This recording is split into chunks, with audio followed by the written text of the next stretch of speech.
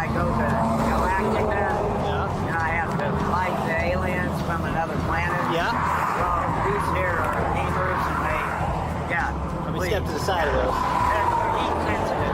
They're heat sensitive? Yeah. Well, I'm a pretty cool guy, so they shouldn't go off. They won't, because you are cool. All right. Well, I'm going to give you this back. This does not look like you. So I assume it's some type of That's skinwalker because or I have my shapeshifter or something. Well, yeah. See, I have my humanoid book right now. See, I told you somebody would show up to have to see this. You guys can get pictures if you want. Hey, how you doing? They come in peace. They come in peace. Yep. I'm an alien. So, Yeah. I mean, I know that was like light years ago. I've got a bunch of them. All right. So your your UFO's a little wide. Okay. And that wind's catching it, so you're going like this too. Oh, really? Yeah. Because I've never, because it's 90, I built it. Yep. So it's 96 inches. And I know DOT is 102. Yeah. You're not too wide. Yeah. But as wide as it is, when that wind catches it, it puts you, on that side of the highway and then on the shoulder. I'll make sure that, I try to keep up with traffic, but they're I know, that's why I'm out here. They're breaking the law, so They're out here trying to do warp speeding. So that's what I'm out here for, and then lo and behold, I come across a UFO. Yeah, hey, Major Carnell. It's a pleasure. Pleasure to meet you. I've never met anybody from A humanoid like a humanoid like you from. Where exactly are you from? I'm not Pennsylvania, so I am actually from. You're just intergalactic. Krypton. You're from Krypton? Yeah, I have superhero. I have superpowers. Oh yeah, what are those? X-ray vision. I got keep glasses. I know. I felt it getting hot when you're staring at me. I love this guy. See, All right, there's your driver's license. Hey, well, you guys be careful, okay? All right, thank you, sir. All right, thank you.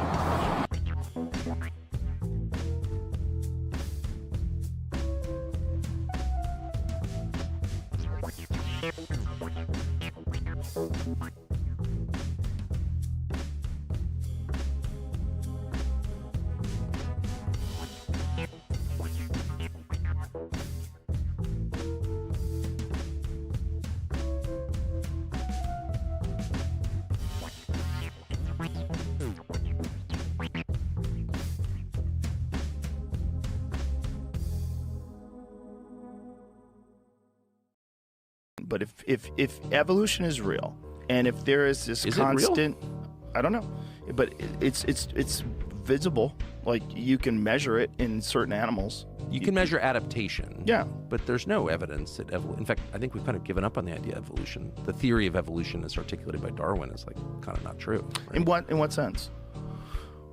Well, in the most basic sense, the idea that, all life emerged from a single cell organism and over time, and there would be a fossil record of that, and there's not. And There's not a fossil record of transitionary species, like species that are adapting to its environment. There's and they tons develop... of record of adaptation, and you see it in your own life. I mean, I have a lot of dogs. I see adaptation in dogs, through the litter to litter. But no, there's no evidence at all that zero, that people evolve seamlessly from a single cell amoeba. No, there's not. There's no chain in the fossil record of that at all. And that's why you don't actually hear people, you hear them make reference to evolution, because the theory of adaptation is clearly, obviously true. But Darwin's theory's totally, that's why it's still a theory almost 200 years later, No, we have not found that at all. And I can't even guess. I mean, I have my own theories on it, but they're not proven. What are your theories? God created people, distinctly, and animals. I mean, I think what every person on Earth thought until the mid-19th century, actually. Right, but it's not a new idea. They didn't have computers. They didn't have a general understanding that we have today of the process. Do you think we understand more now? Yes. Really? You don't think that we understand more today? We understand way less. We understand so little that we're actually sitting here allowing a bunch of greedy, stupid, childless software engineers in Northern California to flirt with the extinction of mankind.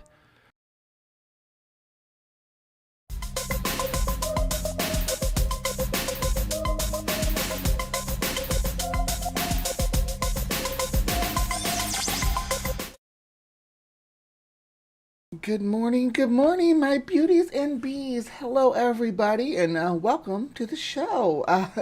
We are live from the Hive. That ran a little long, about 10 minutes. Usually it only runs about between 5 to 7 minutes. But yeah, I had 2 long clips, but that I was feeling this morning. I love my UFO car video. That little guy's so funny. He just rolls with it, interacting with the police. There's a lot longer than that, but I try to cut out as much as of the nonsense as possible and just leave in their jokes and stuff because it's pretty involved. But if you want to ever watch the full thing, it's out there of the UFO guy getting pulled over. But and then of course it's always the right time to dunk on Tucker Carlson. This is Tucker Carlson. This is Candace Owens. All these people are now just like publicly denying science, denying evolution. It's bizarre, right? It's not.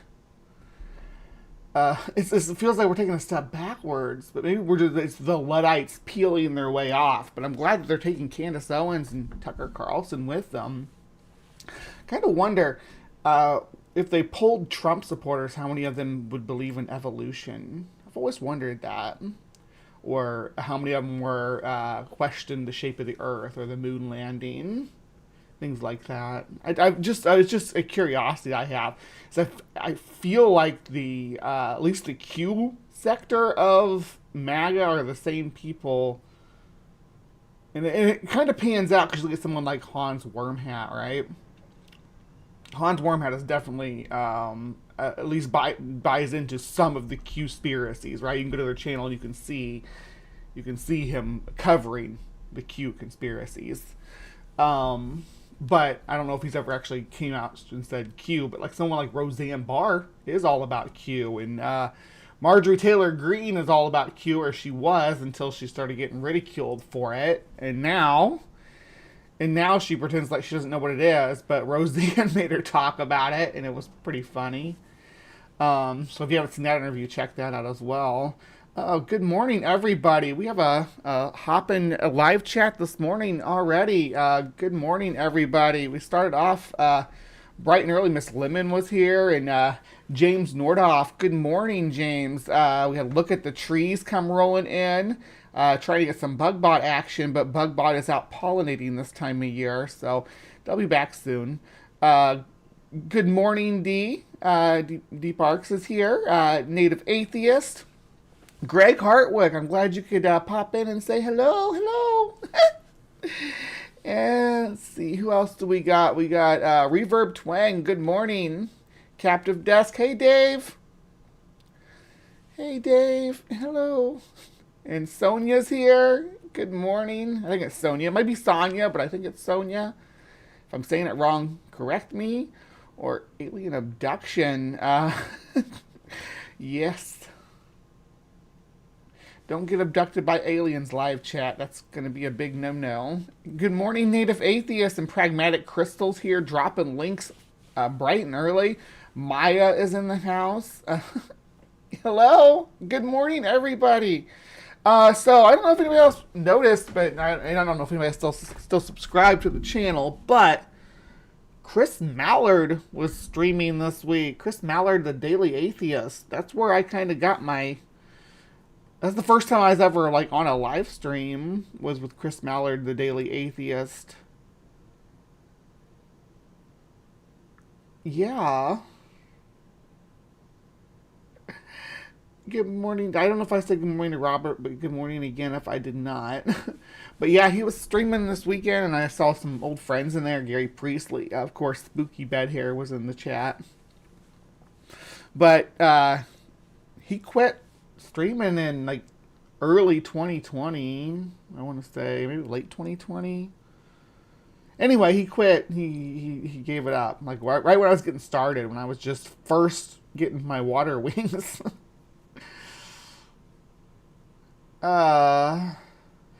Alien abduction claims. Yeah, I like alien abductions. Are there any alien abduction claims or stories from Korea, the Korean ones? That'd be a good thing to cover, something unique that I haven't ever talked about.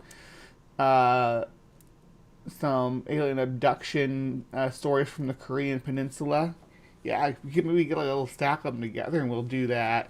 Yeah, Native Atheist was there too. I guess Chris is coming back, and he's like coming back completely open about his politics and everything, which is a little bit different than the angle he was going before. He was trying to be like a neutral channel, but it was during the early Trump administration. So, it wasn't the early Trump administration. It was at the end of the Trump administration. So yeah, it wasn't going well. But I digress. Yeah, the Daily Atheist was back this week, so I went in there and poked around. I don't know what he's up to. He did say some stuff that got him in a little bit of trouble, a little bit of hot water. Made like a Kyle Gass kind of joke about Trump. And it didn't go over well with the full community, which, as expected, it's never a call for political violence is always kind of at least from the left is met with unease, and it feels like they're putting for some people it feels like you're getting put up on the front lines when you're not trying to fight. When you call for political violence. But anyway, good morning, Kevin. So yeah, over here we don't endorse political violence in any form. Just to cover my butt, I'm gonna tell you not to go act and do any kind of act against anybody ever. That's just and you're never gonna hear me or any of my guests mention that. This isn't Tim Pool's what do you call it? Timcast? Yeah. Where they keep getting in trouble for people threatening violence against political opponents. Anyway, I have a kind of a fun one for Cryptic Corner. And I got a new chair that I have more room to wiggle around in. It's a lot bigger. It's black though, so I'll have to get a new cover for it. Because the other chair, the arms broke off of it.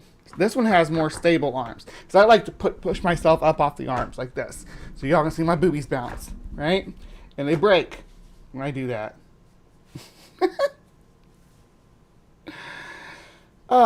So, I digress.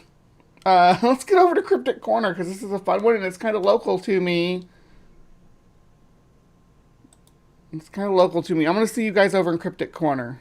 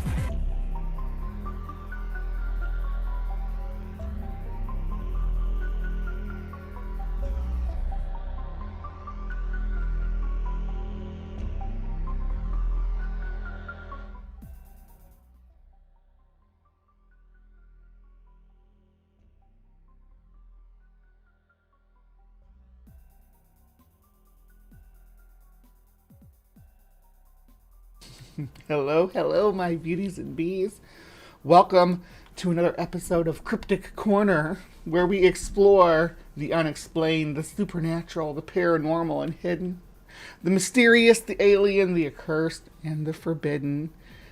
I'm your host, Miss Bumblebee, and today I'm bringing you something kind of local, because, I've mentioned it before. I live in Illinois, because I talked about Illinois Thunderbird just a couple months ago, a couple months ago. Anyway, we got a cut version of that coming out soon too. So just a standalone.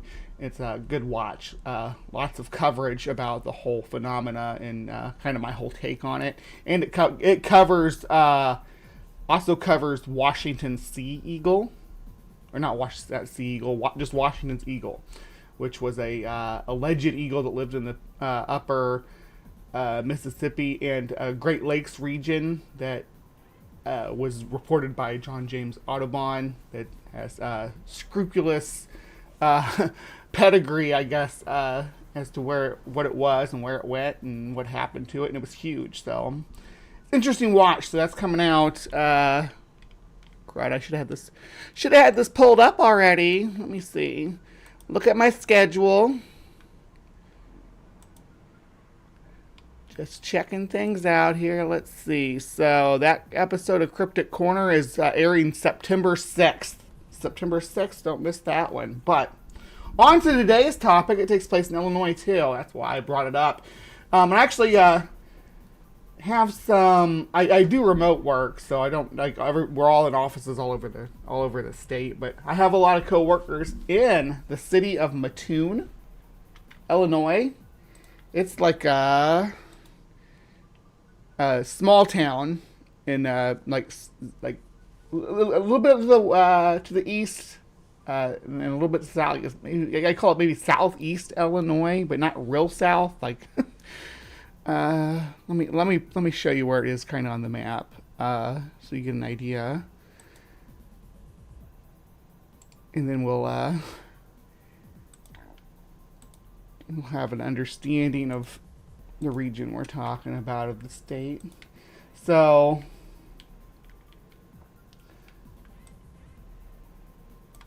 if you zoom out, Mattoon, so here's the state of Illinois right here, boom boom boom boom boom. Mattoon is down here. Now when we covered the Thunderbirds, this was one of our spots and this was one of our spots. So this lake spot where Thunderbird sighting was is actually really close to Mattoon. You know, Mattoon's kind of a small town. It's bigger now than it was then, but just like a little town with a main street, and looks like they have a Charleston Avenue might be one of their prominent streets here because it's got the Burger King and the Arby's on it, which are both important, and the Walgreens. Yeah, I'm gonna say this is one of their main roads. Where is their main street though? But then again, downtown main streets don't really have like the fast food places and stuff on them anymore. That's where the old roads used to run through, back when there were trains or river ports that were more dependent than highways. But the U.S. is all covered with highways. There's no wild places anymore, not in Illinois.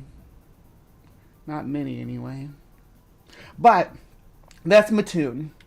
And in 1940s, Mattoon had what was called the Mad Gasser attacks. All right. While London was under siege, they thought that there was this. It could have been, I don't know. There was all sorts of speculation on who the gasser was and what their intention was. This was during World War II, so keep that in mind. And the way it was reported on was very similar to like war activity. Like there were enemy soldiers across the line who were working inside the USA and doing gas attacks on U.S. citizens. Right? Gasser adds 6 victims. So this was a big news event. Look how big a news event that is. Look at that headline. And they're putting that above a lot of this World War II reporting. So that shows you how big of a deal this was. Now, Atlas Obscura has a pretty decent article breaking it down, right? I could read that. It'd take forever, but I'd rather let Slapped Ham narrator tell us the story and make my commentary as we move through. So what do you all think of that? Is that a good plan? And how's my audio too? Let me know if I need to turn anything up. Imagine waking up to an unfamiliar scent that leaves you weak and unable to move, all while whispers of a mysterious assailant haunt your thoughts.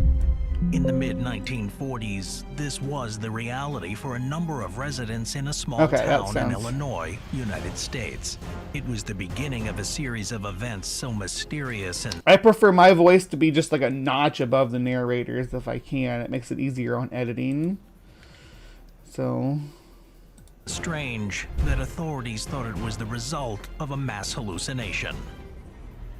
This is the chilling tale of the Mad Gasser of Mattoon. Chilling tale. In the peaceful town of Mattoon, Illinois, during the early 1940s summer nights, an ominous presence emerged, casting a mysterious shadow over the unsuspecting community. This enigmatic figure, later known as the Mad Gasser, would leave an indelible mark on the pages of American folklore. Mattoon, a serene town known for its picturesque charm and close-knit residents, was thrust... And I want to make it clear that I've never even been to Mattoon. It's just a city that is nearby the one that I live in. ...into an unsettling narrative that defied rational explanation. That's some Leatherface. That's some Leatherface looking dude right there. Look at that. You wouldn't want to walk around someone's back, like the back of someone's house to check their meter and see that guy standing there. Settling narrative that defied rational explanation. It all began with reports of a shadowy prowler, a phantom who, under the cover of darkness, infiltrated homes and released a strange gas upon its unsuspecting victims. As residents awoke to the pungent odor and experienced symptoms ranging from nausea to paralysis, the tranquility of Mattoon's streets shattered. Panic spread like wildfire, enveloping the town in a pervasive sense of vulnerability. Again, during World War II, so this was kind of a big deal, right? And you're all like, oh, well, what's this have to do with Cryptic Corner? It sounds like it was... no, it does. It gets supernatural claims get attached into here and all sorts of bizarre stuff. There's a psychic that gets involved. We are going to be diving into some weird today, so stick around. Amid the sweltering heat of those summer nights, Mattoon transformed into a stage for an eerie and perplexing drama, blurring the lines between reality and fear. With each inexplicable assault by the Mad Gasser, speculation and anxiety surged, creating an atmosphere steeped in uncertainty and bewilderment. Bewilderment? In the early days of September 1944, Aline Kearney, a young mother of two, found herself settling down for the night with her 3-year-old daughter. And this is another reason I picked this video as opposed to the other one that I had lined up, because they kept calling her Aline Kearsley. It's like, no, it's Aline. Husband, a taxi driver, was away on his route, but her sister and nephew provided company on this particular evening. Amidst the backdrop of... And taxi driver, that gives you an idea of how the size of Mattoon. It was small, but not that small, right? It had a taxi service. Like the region I grew up in, none of the towns would have had a taxi service, right? Just to put it in perspective. War II, anxiety loomed over Mattoon, a town of roughly 15,000 especially not in the 50s. Residents. Many of the town's men had answered the call to serve overseas, leaving the local police force woefully understaffed. Maintaining order in such trying times proved to be an insurmountable challenge. That fateful night, Aline Kearney experienced... That is a good question, because a lot of the police force, right, would have been enlisted and overseas, and the culture in the U.S., at least in the Midwest at this time, it really wouldn't... women could be in the workforce in some capacity, but I don't think that there were many women working in law enforcement, at least not in field work in law enforcement in the 1950s in anywhere in Illinois. Maybe Chicago, maybe, or like East St. Louis, but not in a little city like Mattoon. I wouldn't think, right? So who's policing stuff? It'd have to be people that were too old to pass the physical exams and stuff to go to or too old or too unable to pass physical requirements, whatever. So there wasn't a lot of people to work and the reporting too. I mean, because they wouldn't let, certain people work in certain facets of society at the time. Experienced a disconcerting turn of events. She detected a sickly sweet odor permeating her bedroom, initially attributing it to the nearby flowers. However, the smell intensified, accompanied by a creeping paralysis that seized her legs and lower body. Terrified, Kearney cried out for her sister, who rushed to the open bedroom window. A concerned neighbor promptly dialed the police, but so far what she's reporting doesn't seem like it has to be anything worse than sleep paralysis, which is, Rosie the Riveter. I remember Rosie the Riveter. She had bigger arms than me, but look at my little muscles. Aren't they cute? Anyway. So sleep paralysis is a scary phenomena. I don't know. I'm not saying that this is necessarily what happened and that there was no gas or involved in this, because there was nobody seen at this point. Their arrival yielded no signs of an intruder. Later that evening, Aline Kearney's husband returned home, only to spot a suspicious figure lurking near the window. Despite his efforts, the elusive intruder evaded capture. Kearney's description painted a picture of a tall individual clad in dark attire, sporting a snug-fitting cap. The following day, Mattoon's... What's a snug-fitting cap? Is it different than like a floppy cap? What constitutes snug-fitting? Like maybe what a baseball player wears?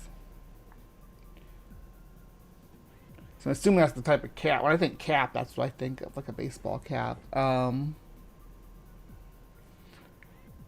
Journal Gazette splashed Aline Kearney's ordeal across its front page, bearing the headline, "Anesthetic Prowler on Loose." Kearney and her daughter were deemed the first victims of this enigmatic prowler, setting the stage for a series of unsettling incidents that would soon follow.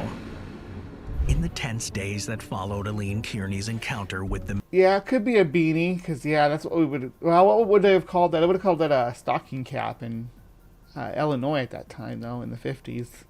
We didn't start calling them beanies until, I want to say the 90s. I never heard that term until the 90s, anyway.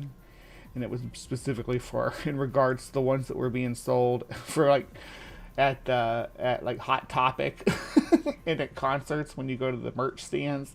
They called them beanies. That was the first time I'd learned that they were called beanies. Before that, everybody I knew called them stocking caps. Now everybody calls them beanies, though, so... Mysterious anesthetic prowler, Mattoon's quiet streets were far from peaceful. On the eve of the Kearney incident, another family, the Rafes, would become unwilling participants in the town's growing unease. Orbone Rafe, a dedicated sheet metal worker, bore the heavy burden of grief as his brother had tragically perished in the battles of Normandy just that July. In the early hours of that fateful night, around 3 a.m., the Rafe household would face a chilling encounter that would leave an indelible mark on their lives. As the Rafes slept, a disturbing odor began to permeate their bedroom. An eerie and unfamiliar scent hung in the air, gradually intensifying as it infiltrated their home. So far, we have no one connected to the actual sightings. Like the sightings of the people or the person and the gasser are not necessarily correlated, and they're just talking about some tall person walking around in a baseball cap. That's not. And maybe hanging around the window, but they'd also just seen the police investigating that area over there, and people are nosy. So when you have something like that reported from your spouse, right? That there's somebody was putting gas in the window or something. The cops show up and investigate around the window. Your neighbors and stuff, and just random people walking by or passing by see that, you get nosy and curious and go over there and look around the window after the cops leave. And if you catch them, then they're going to scurry off really quick. That doesn't seem too alarming up to this point, but let's see if this time it'll actually be a person connected to the gas attacks. This should be one of your true crime things, Sumami. You should know. Are you familiar with this one? Suddenly, an insidious sense of illness overcame them, rendering them immobilized and powerless to escape the noxious fumes that seeped in through their open bedroom window. For over 90 minutes, the couple were paralyzed. Orban Rafe's harrowing experience was not an isolated incident. In the September 5, 1944 edition of the Journal Gazette, his account shared the spotlight with 3 other equally disturbing tales. 2 of these unsettling stories.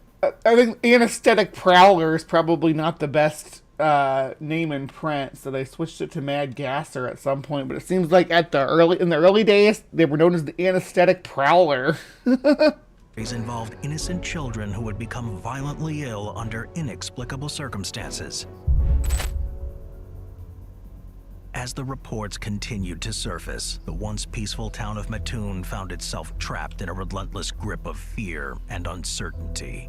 With each passing night bringing a new chapter of dread, the anesthetic prowler remained elusive, leaving the community on edge, desperate for answers, and bracing for whatever terror the next night might bring. The descriptions of... And keep in mind, while this is going on in America, like the UK London's being bombed, London's being shelled, right? Other places in the world are experiencing true horror and grief. And people in the US are like, oh, we need some of that. What if we had a gasser that was going around gassing people in the night? Not exactly as prominent as a bomber, but disturbing nonetheless. Just saying. I'm not trying to make any accusation here. Just thinking out loud. The mad gasser vary, with the most prominent accounts originating from Mr. and Mrs. Bert Kearney of 1408 Marshall Avenue. The first victims... 1408, we all know from the Stephen King novel that 1408, if you add it up, it's 13. It comes up to 13. Whose case reached the media.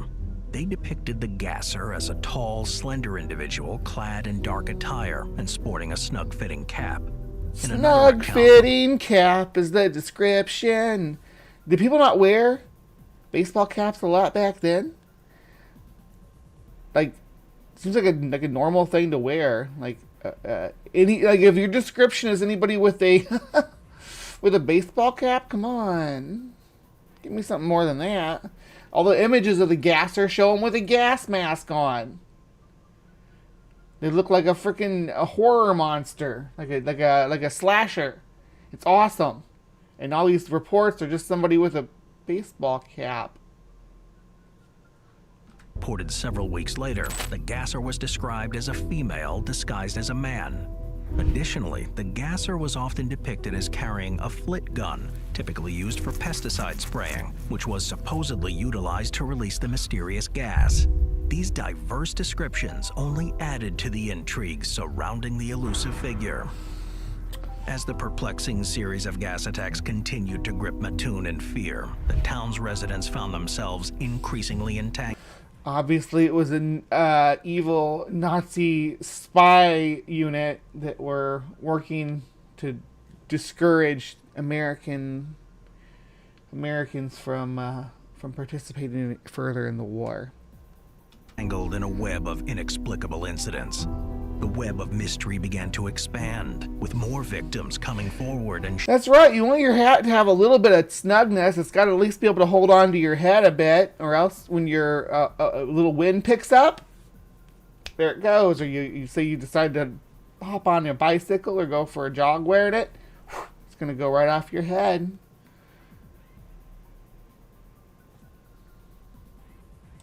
Sharing their harrowing encounters. Olive Brown stepped forward, recounting her own chilling ordeal that had occurred months before the Kearney incident. She had been subjected to the same baffling symptoms: paralysis, nausea, and an unsettling sense of dread. Olive's account echoed the terror that had haunted Mattoon, suggesting that the anesthetic prowler had struck long before his most notorious attack. Well, that's true, Sumama. You can pin it, but yeah, I just don't imagine a floppy hat being a good choice to wear while doing mad gasser attacks. Correct me if I'm wrong. If you think a floppy hat is a good choice, absolutely lay out the case for it, and I'll read it out loud. Or a staple gun. Yeah, don't staple it to your head, Dave. Jeez. Tarantino could have included this in Inglourious Bastards. Yeah, it's kind of that kind of story, isn't it? You got a infiltration story unfolding here, but it gets supernatural here in a little bit. So don't lose heart. We will get weird with it. On the very night of the Kearney encounter, another unsettling incident took place. The wife of George Ryder was awake in the wee hours, indulging in multiple pots of coffee to stay alert. Suddenly, she was jolted by an eerie noise, a strange plop that resonated through the silence of the night. A noxious odor enveloped the room, causing her hands and legs to tingle and leaving her with a sensation of dizziness, as if she were floating in an otherworldly realm. Maybe that just sounds like she's drinking a lot of coffee. I don't know. Maybe. Maybe she's jittery from the coffee. Does that happen? Do people get jittery from coffee? Is that a thing? I think that's a thing, isn't it? Only Sinatra should wear a fedora. You think that the Mad Gasser was wearing a fedora? No way. I like the gas mask and helmet look. That's what I like. I want my Mad Gasser with a gas mask, helmet, and then like a jumpsuit, maybe, and goggles that glow green, especially, are cool. And then like big air tanks on the back, or big tanks on the back full of gas, and then maybe like a Ghostbuster kind of spraying the gas around. That's the way the gasser should appear, in my opinion. I'm a big nerd, though. Big cryptid nerd. And in order to make this guy a cryptid, you gotta lean into the weirdest explanation, which we will get to. I promise the story gets there. We just gotta break down a few more minutes of cases here. But the strangeness didn't stop there. An unnamed individual came forward with their own disturbing account. They spoke of a sickeningly sweet smell that had descended upon their home, inducing vomiting in their children. The town's once peaceful atmosphere was now shrouded in an air of dread, and the anesthetic prowler seemed to be striking with increasing audacity. However, it was an incident on September 5th that truly pushed the boundaries of the bizarre. Beulah Cordis discovered a damp cloth on her front porch. Unaware of its origin, she curiously picked it up and took a cautious sniff. What followed was nothing short of nightmarish. So just want to clarify that this is a completely different type of phenomenon than what's been reported so far. What's been reported so far has been open window sleep paralysis with something coming in the window, right? Not a rag on the porch. Yeah, chemical weapons aren't usually deployed by a guy with a bug sprayer. That's true. Yeah, getting trapped under the blankets with your own gas. It was a bear disguised as a man. That would be a nice twist. An overwhelming sensation of paralysis, akin to an electric shock, coursed through her body. She endured 2 hours of sickness, yet when the cloth underwent chemical analysis, it revealed no traces of any discernible substances. The town's... Seriously, I don't, if you find strange cloths laying on your porch, don't, hold it up to your face and sniff it. Don't do that. The most powerful knockout agents that we have still have to be forced into your system, like, so she would have had to like dose herself with it if it was like chloroform or something. She would have had to. It's hard to chloroform yourself because your body has a aversion to it, to that, letting that into it. So you have to like force it. That's the only thing you can breathe. Mystique deepened further as local fortune teller Edna James. Here we go. Own eerie fortune teller times. Let me back it up. And further as local fortune teller Edna James embarked on her own eerie exploration. Detecting an unusual odor in the boarding house she managed, she embarked on an investigation that would forever haunt her memories. What she claimed to have encountered was beyond the realm of reason. A creature resembling an ape-like man with long arms, brandishing a mysterious spray gun. With eerie precision, this entity unleashed 3 clouds of gas upon her, rendering her arms and legs numb. With each finally, it took its final form. It went from being a tall, skinny man to being just a guy with a cap, and then we get a woman disguised as a man, and now we get ape monster. With that's the natural evolution of the story.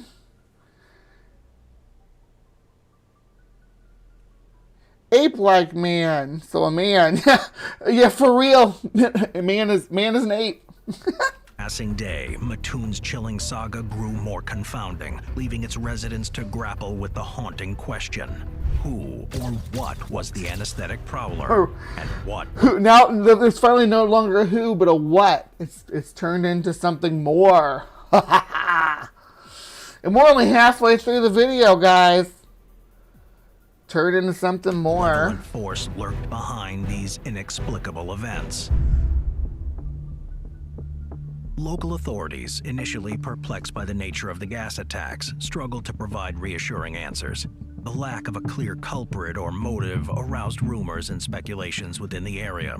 Residents began taking precautions, locking doors and windows at night, and forming neighborhood watch groups to safeguard against potential intruders. The small town atmosphere, once characterized by a sense of security, gave way to an unsettling paranoia.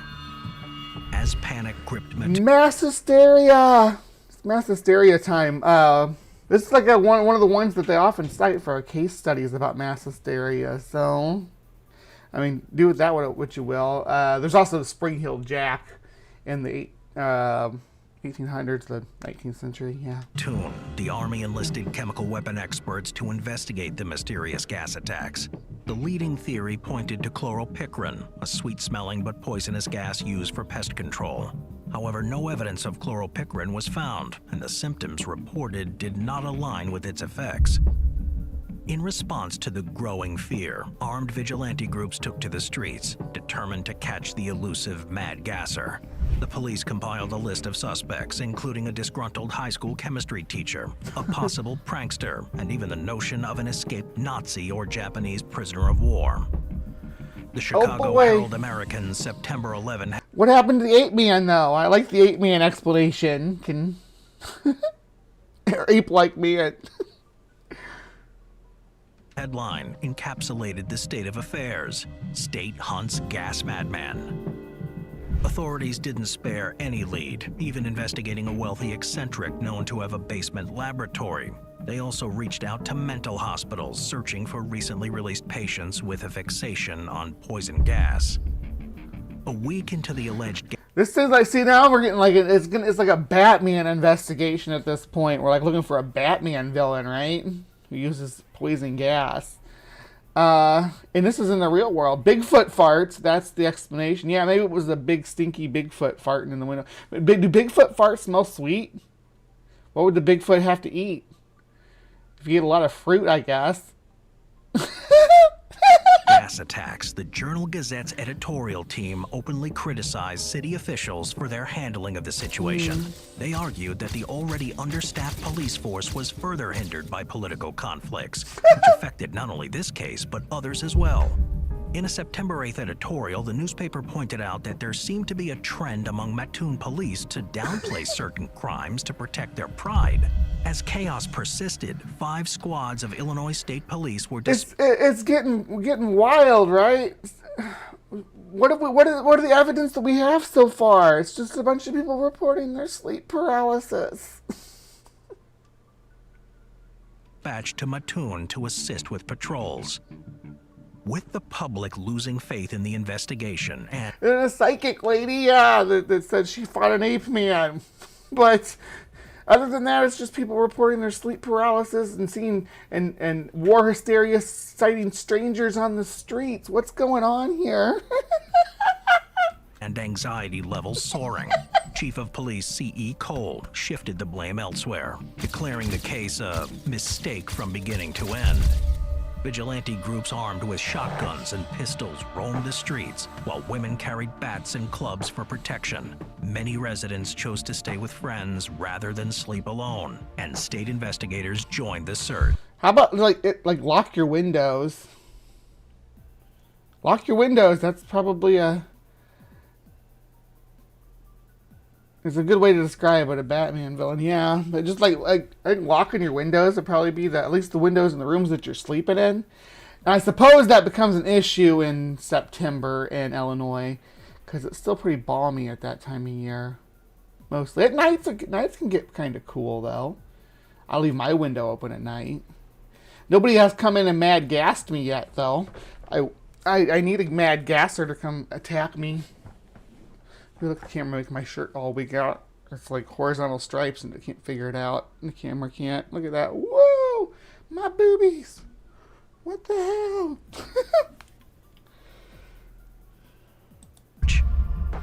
Chief Cole initially suggested that the odor could be attributed to carbon tetrachloride, used in war work at the Atlas Imperial Diesel Engine Company plant, which could spread through the city as the wind shifted.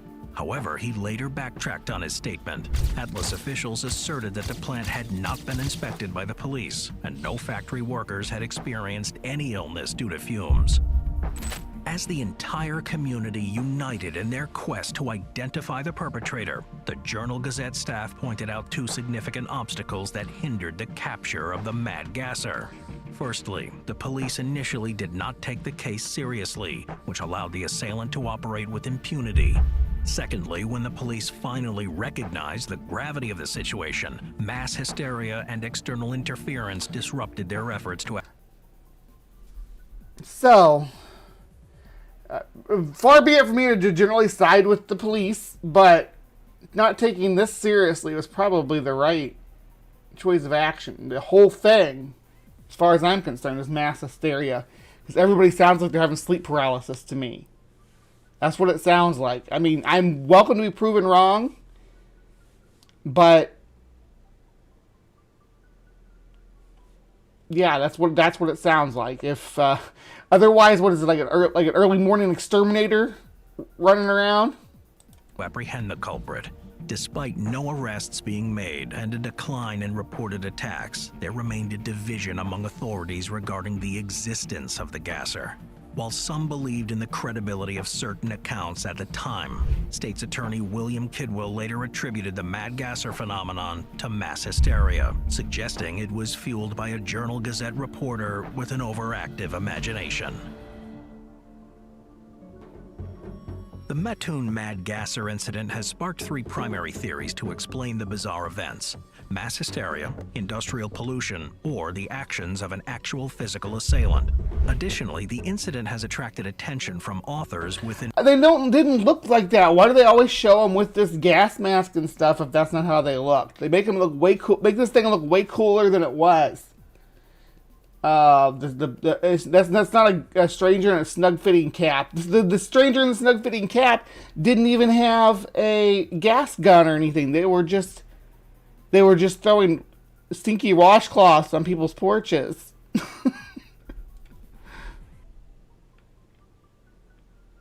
An interest in the... Are you talking about the tarantula dancing? Yeah, did you get bit by a tarantula and it makes you have to dance and you can't stop dancing and it's contagious and other people catch it? Paranormal. Nearly 2 weeks after the Mattoon attacks began, the local commissioner of public health, Thomas V. Wright, acknowledged that some gassing incidents had indeed occurred. Still, he suggested that many reports were likely due to hysteria fueled by fear and sensationalism. He believed that residents, upon hearing alarming accounts, panicked when encountering unusual odors or shadows, blowing the situation out of proportion. Chief of Police C.E. Cole later supported this hypothesis by suggesting that there might not have been any gas attacks at all, attributing the reported incidents to chemicals from nearby industrial facilities and exacerbated public panic. This viewpoint gained further support when psychologist Donald M. Johnson published a study. I'd like to see if maybe there wasn't some kind of report that was recently released in the area, or even in one of the bigger newspapers, about the use of chemical weapons in the war, on the war front, and that's not what it's kind of set things off. You know what I mean? So that's a thought. In the Journal of Abnormal and Social Psychology in 1945, presenting the Mattoon incident as a case of mass hysteria. Chief of Police Cole, during a press conference, raised the possibility that the odors and symptoms reported by his victims could have resulted from pollutants or toxic waste released by nearby industrial plants. He speculated that that's true. A lot of chemicals dumped into the wild have a sweet smell like that. And are detrimental to wildlife, coolants and things like that especially. But how toxic a coolant is, I don't know. That substances like carbon tetrachloride or trichloroethylene, both have a sweet odor and capable of inducing similar symptoms, might have been responsible. However, the Atlas Imperial Company, primarily implicated in the affair, denied responsibility, stating that they had minimal quantities of carbon tetrachloride and that any trichloroethylene exposure would have affected factory workers first. The plant had also been certified as safe by the State Department of Health at the time. Some researchers, after a thorough analysis of the events, have concluded that at least some of the gasser incidents were the result of an actual assailant conducting a series of gas attacks, as reported by witnesses. Writers interested in the paranormal have also explored these events, with some depicting the mad Yeah, it's like a. So you think it was like a 1500s flash mob that started the tarantula? gasser as a not quite human or possibly extraterrestrial being. The Mattoon Mad Gasser, a chilling enigma, haunts the annals of history. Whether a product of mass hysteria, industrial pollution, a genuine assailant, or even the paranormal, the truth eludes us. This enduring mystery serves as a stark reminder of fear's power to shatter a community's tranquility. I am glad they switched it from the anesthetic prowler. That's just kind of weak sauce for a cryptid sighting name. This is like, I put this with the Mad Gasser, I guess, on the same plane as like Indrid Cold. People encountered like that seem to be the Mothman. Yeah, that's another one. As we grapple with the unknown, one question remains: will the Mad Gasser ever be unmasked, or forever linger as a shadowy phantom in the depths of history?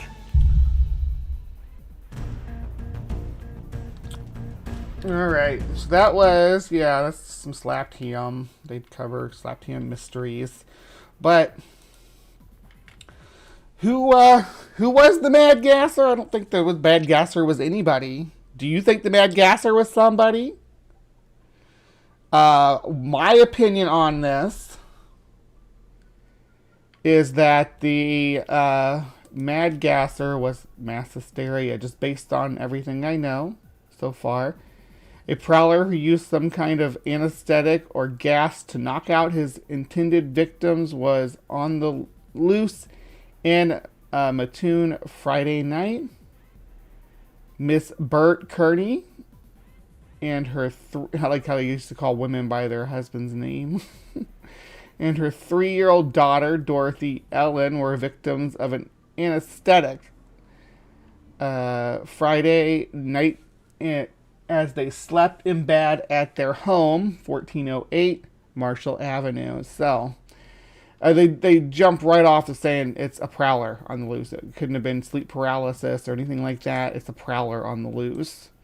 And it just explodes from there. So I think the idea that this is a overzealous reporter probably has a kernel of truth to it.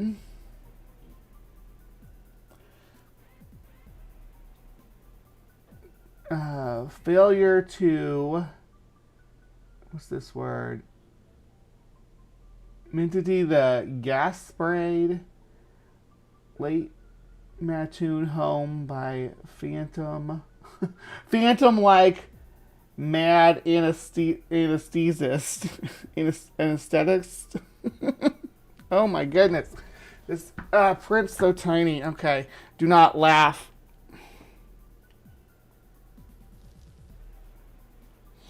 I'm getting old. There we go. All right. Was announced today by Richard Y. Piper, chief of the Mattoon Criminal Identification. Yeah, it's too blurry. Too blurry. I'm not going to read all that. But yeah, here we see people linking it to other similar phenomena like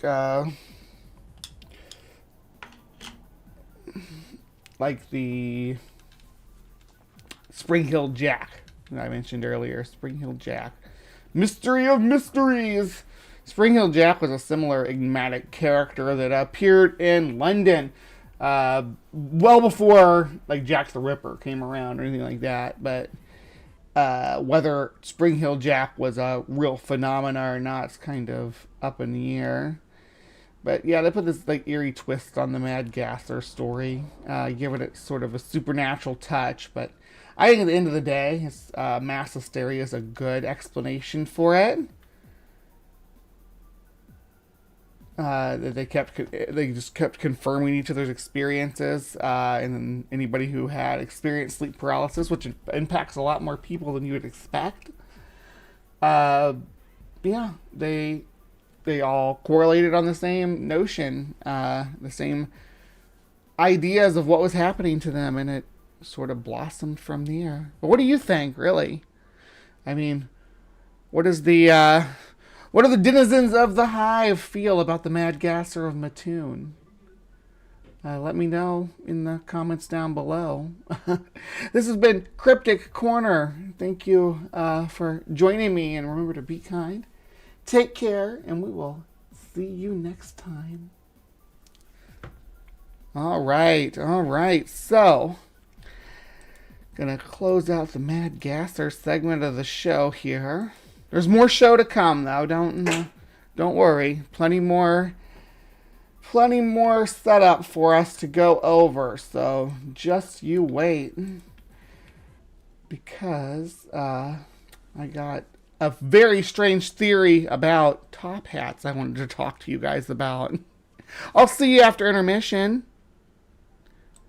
Back to the drawing board. Well, and you know, I love the Crystal Palace. I love the depictions, actually. You know, and I love the depictions like a Lost World, the old stop motion animations with because it gives us a picture of how science works. It gives us.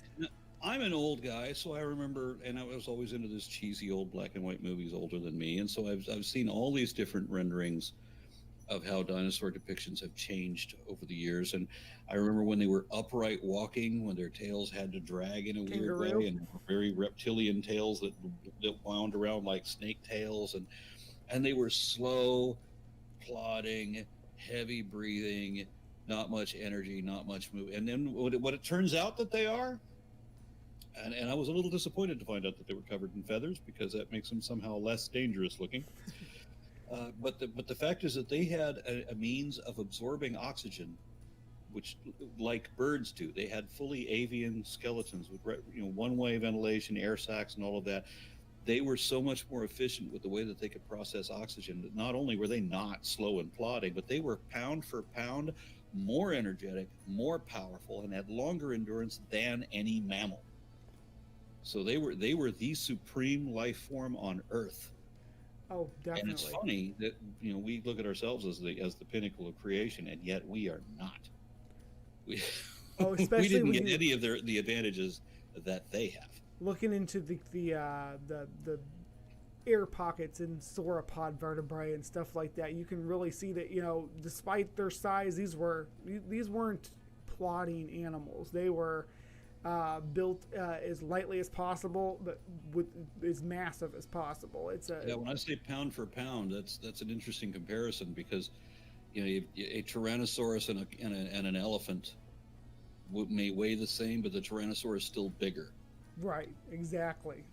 Yeah, because they were much more lightly constructed, and part of this, the efficiency of how they could process oxygen allowed them to be huge, and the fact that their bones were pneumatic also allowed them to be huge.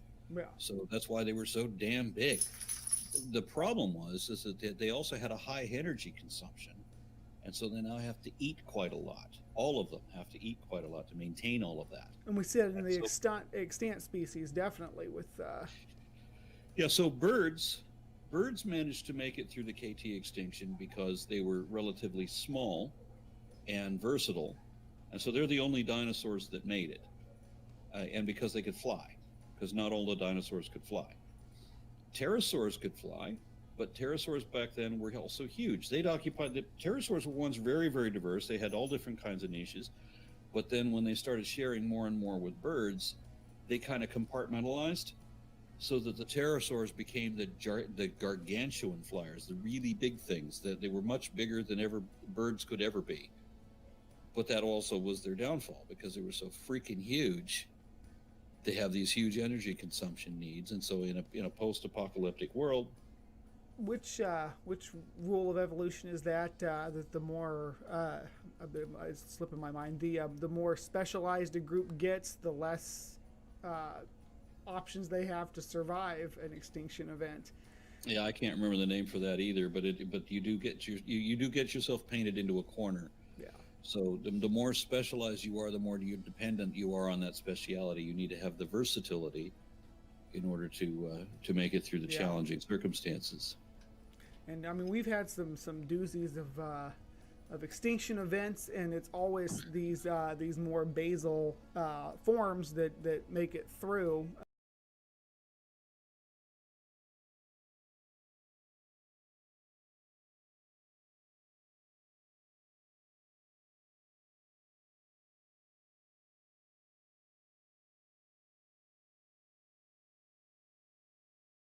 Hello, my beauties and bees. Welcome to another look at just the theory here. And our topic today is going to be another wild one, and sort of in the vein of the Nephilim clown thing I covered recently. So hopefully you're here for it, because it gets kind of bizarre. This is going to be some claims made about top hats, like top hats. Yeah, like what they wore in the late 19th century. Yeah, let's get into it. This is coming to us from Mind Unveiled.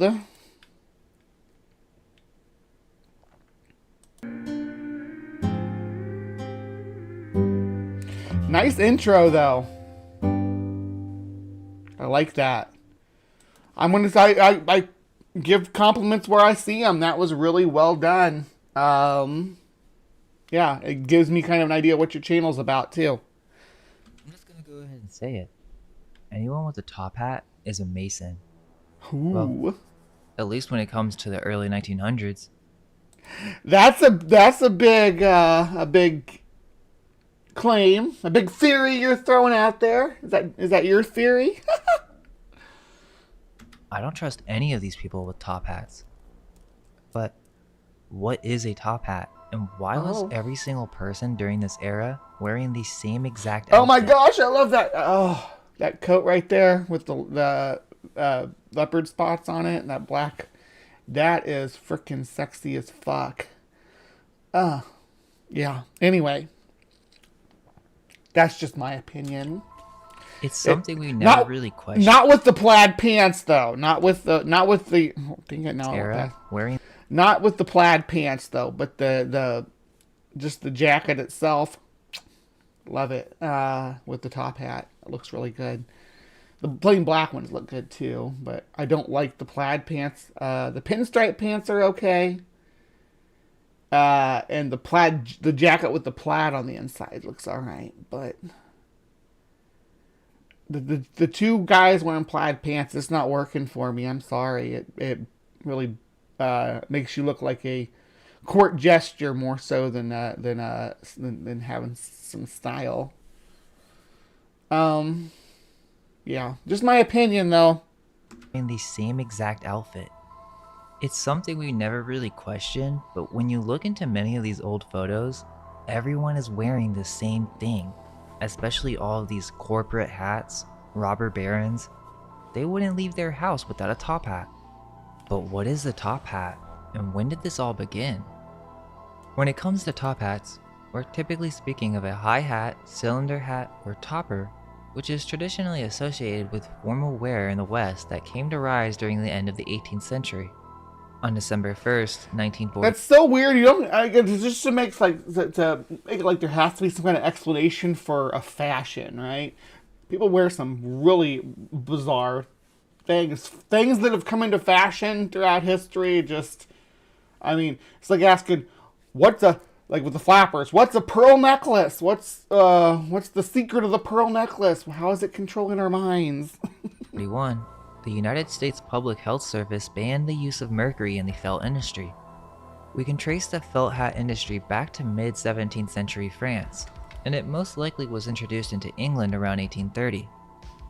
Since its beginning, mercury was used in the process of the creation. I think for men, sometimes the idea is to all look alike or as close to alike as possible. With women, it's to look as different. Like you can't wear dresses that are the same. You can't wear the same outfit more than once to the same in front of the same group. It's really there's a lot of weird rules, social rules that have come and gone over the years. These hats. At first, turkey camel hair was used for the felt material, and it was discovered that the process would be sped up if the fibers were moistened with camel. Oh my gosh, we should try to convince this guy. We should send him emails about the chef hat theory and see if we can convince him to do a video on chef hats having dark origins, connections to mind control by a secret underground rat empire. Urine. It is said that in France, the workmen would use their own urine to make these hats. One workman's urine worked the best for these felt hats, and everyone was so curious as to why this man's pee was so good at making felt hats. Well, this is the story that they tell us, that this worker had been treated for syphilis, and back in the day, they would just shoot up mercury. And that's sort of folklore. I mean,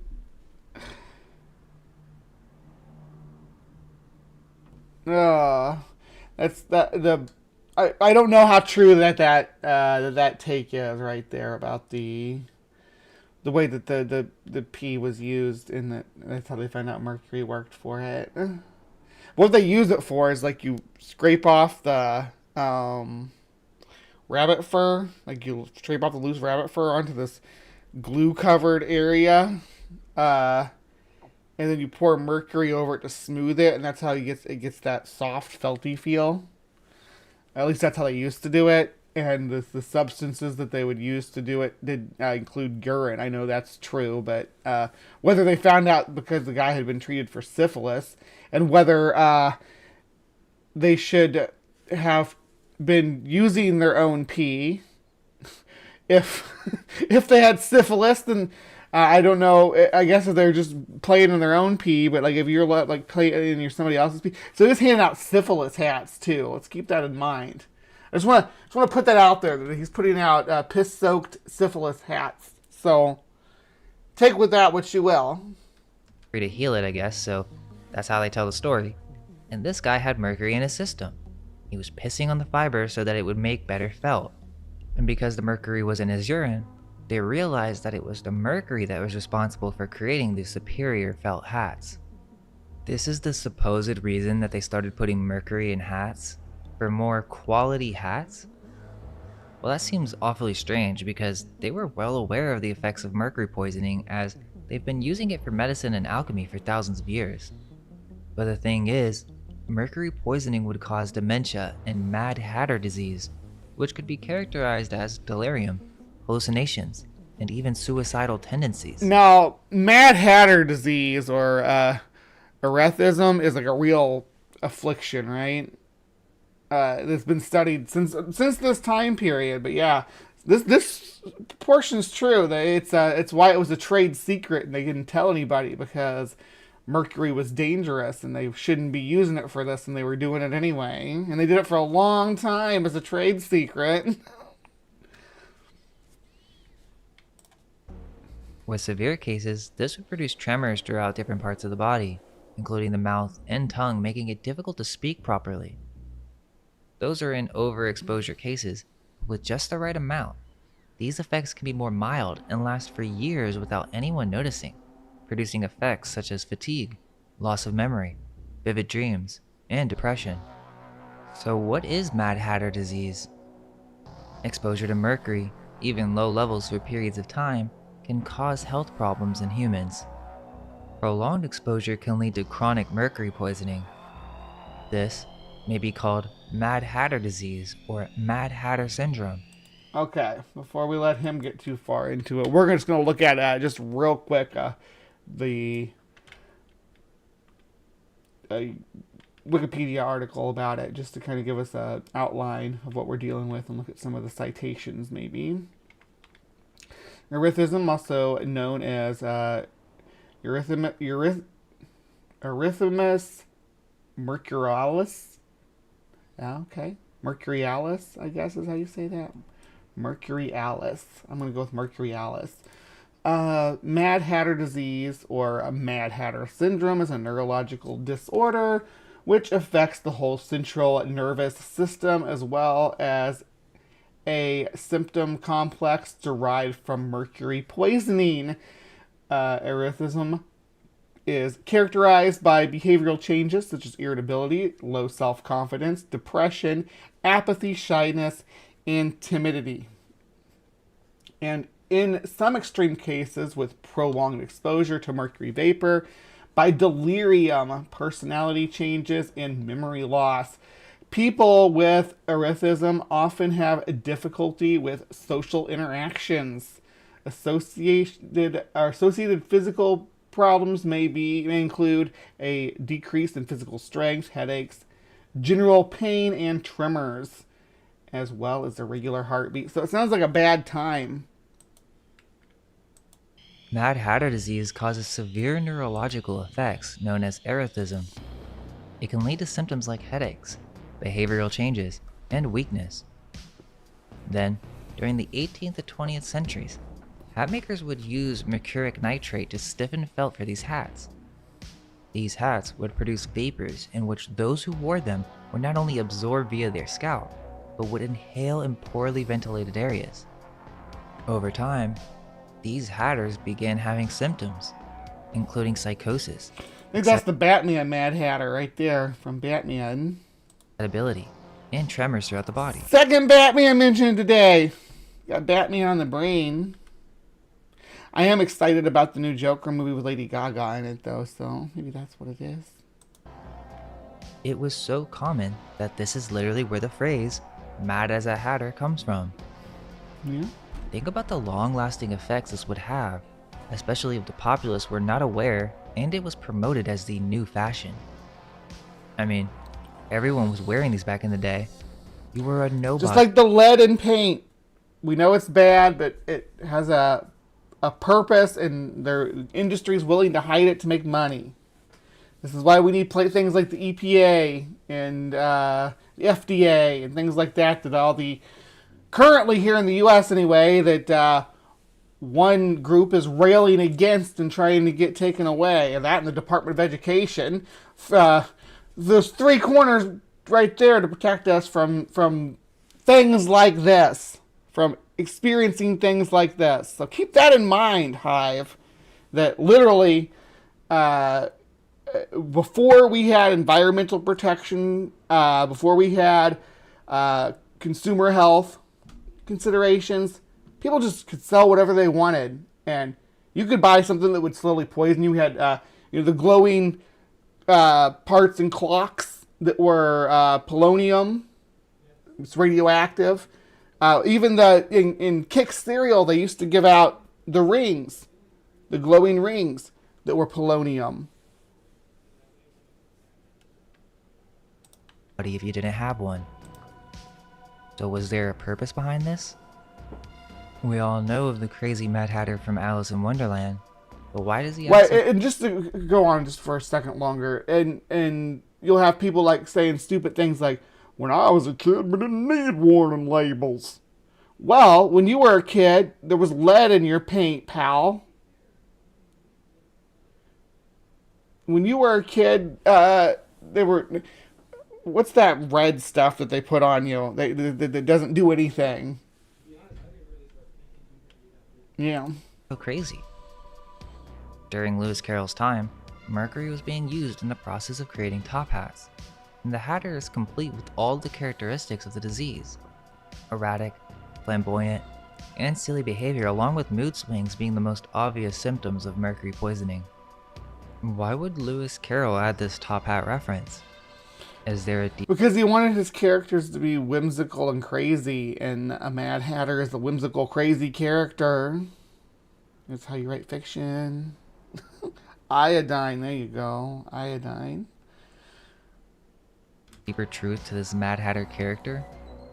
Which, interestingly, in the newer films is presented more like a clown with red hair, or some type of demon, Nephilim, which is also interesting because people claim to be... Oh, here we go.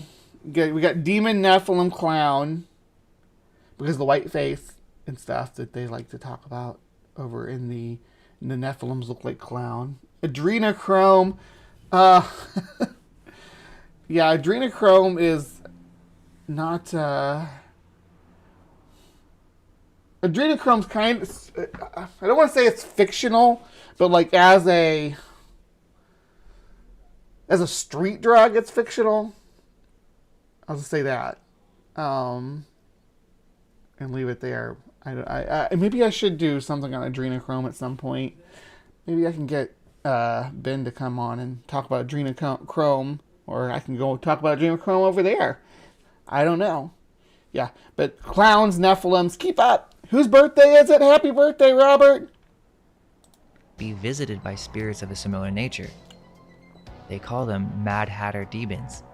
They are demonic entities that have white faces. Nobody calls them that. Stop trying to make Mad Hatter demons happen. They call it the Hat Man. It's just the Hat Man. It's got a name. It's very cool. Very mysterious. Very dark and edgy. We like it. The Mad Hatter demon is, yeah, what you would call your GoBot knockoff version of the Mad Hatter. And wear the top hat. Or the Hat Man. You can find these symbols all over the place. Oh, there you go, Johnny Depp. He's not even wearing a top hat here. What's up with that? You want a top hat? Top hat. No top hat. Did he wear a top hat in Sweeney Todd? Did he wear a top hat in Sleepy Hollow? Let me look and see. Sleepy Hollow. Crane. Top hat. Okay. Let's see if there's any images of him in the top hat. From Sleepy Hollow. I think that might have been... The story might have taken place before... before...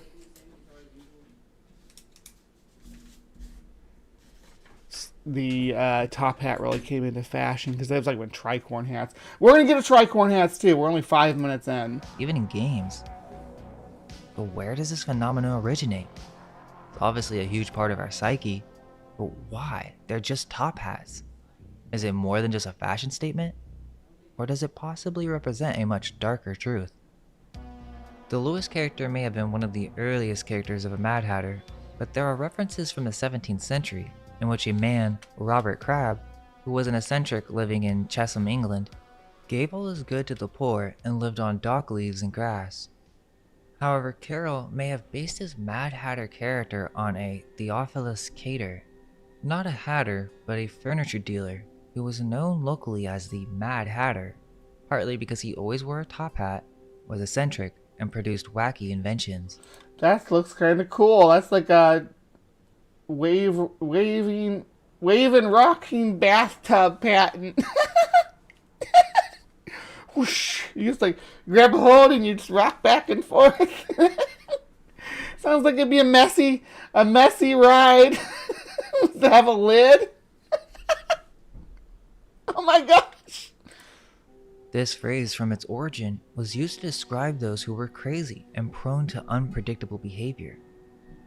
Most employees would staff a variety of ailments called the Hatter Shakes, which were speech problems, emotional instability, and hallucinations. Well, it causes tremors. That's the main thing. They even had the Danbury Hat Factory gave us the Danbury Shakes. Top hats' origins go far before Alice in Wonderland, as these were most likely inspired by capotaines, which is a tall-crowned hat from the late 1500s in northwestern Europe, worn by elites and their orphans. This is also known as the pilgrim hat. Why is it that all these pilgrims had top hats? Okay, a pilgrim hat is not a top hat. I don't think they even look remotely like a top hat. They look more like a Stetson hat than a top hat. They don't really look like a Stetson hat. It is said that they never really had a buckle on them, and even if they did, the buckle really didn't do anything. It's most likely a symbol or a reference. They actually didn't wear any buckles. These aren't even those same kind of hats. You're just showing random different... So, that's not the same type of hat either. That's not a capotain. You're just showing random hats now. Why is that in all these cartoons? And that's nothing like a capotain or a top hat. Depictions of pilgrims. Now all of a sudden, our guy is just going after just any hat at all, especially a hat with a symbol on it. All our hats seem to have symbols on them these days. Oh my goodness. Are they wearing a buckle? Perhaps it's a secret gesture? So these early capitaines inspired the crown dark felt hats with wide brims that bursted in popularity during the leisure wear fashion during the 1770s age of revolution. In the 1780s, there came the justiciars, which were what the royal elite wore and the origin of the three-piece suit, or what we call a business suit. These were then made. And a justiciar is nothing like a top hat.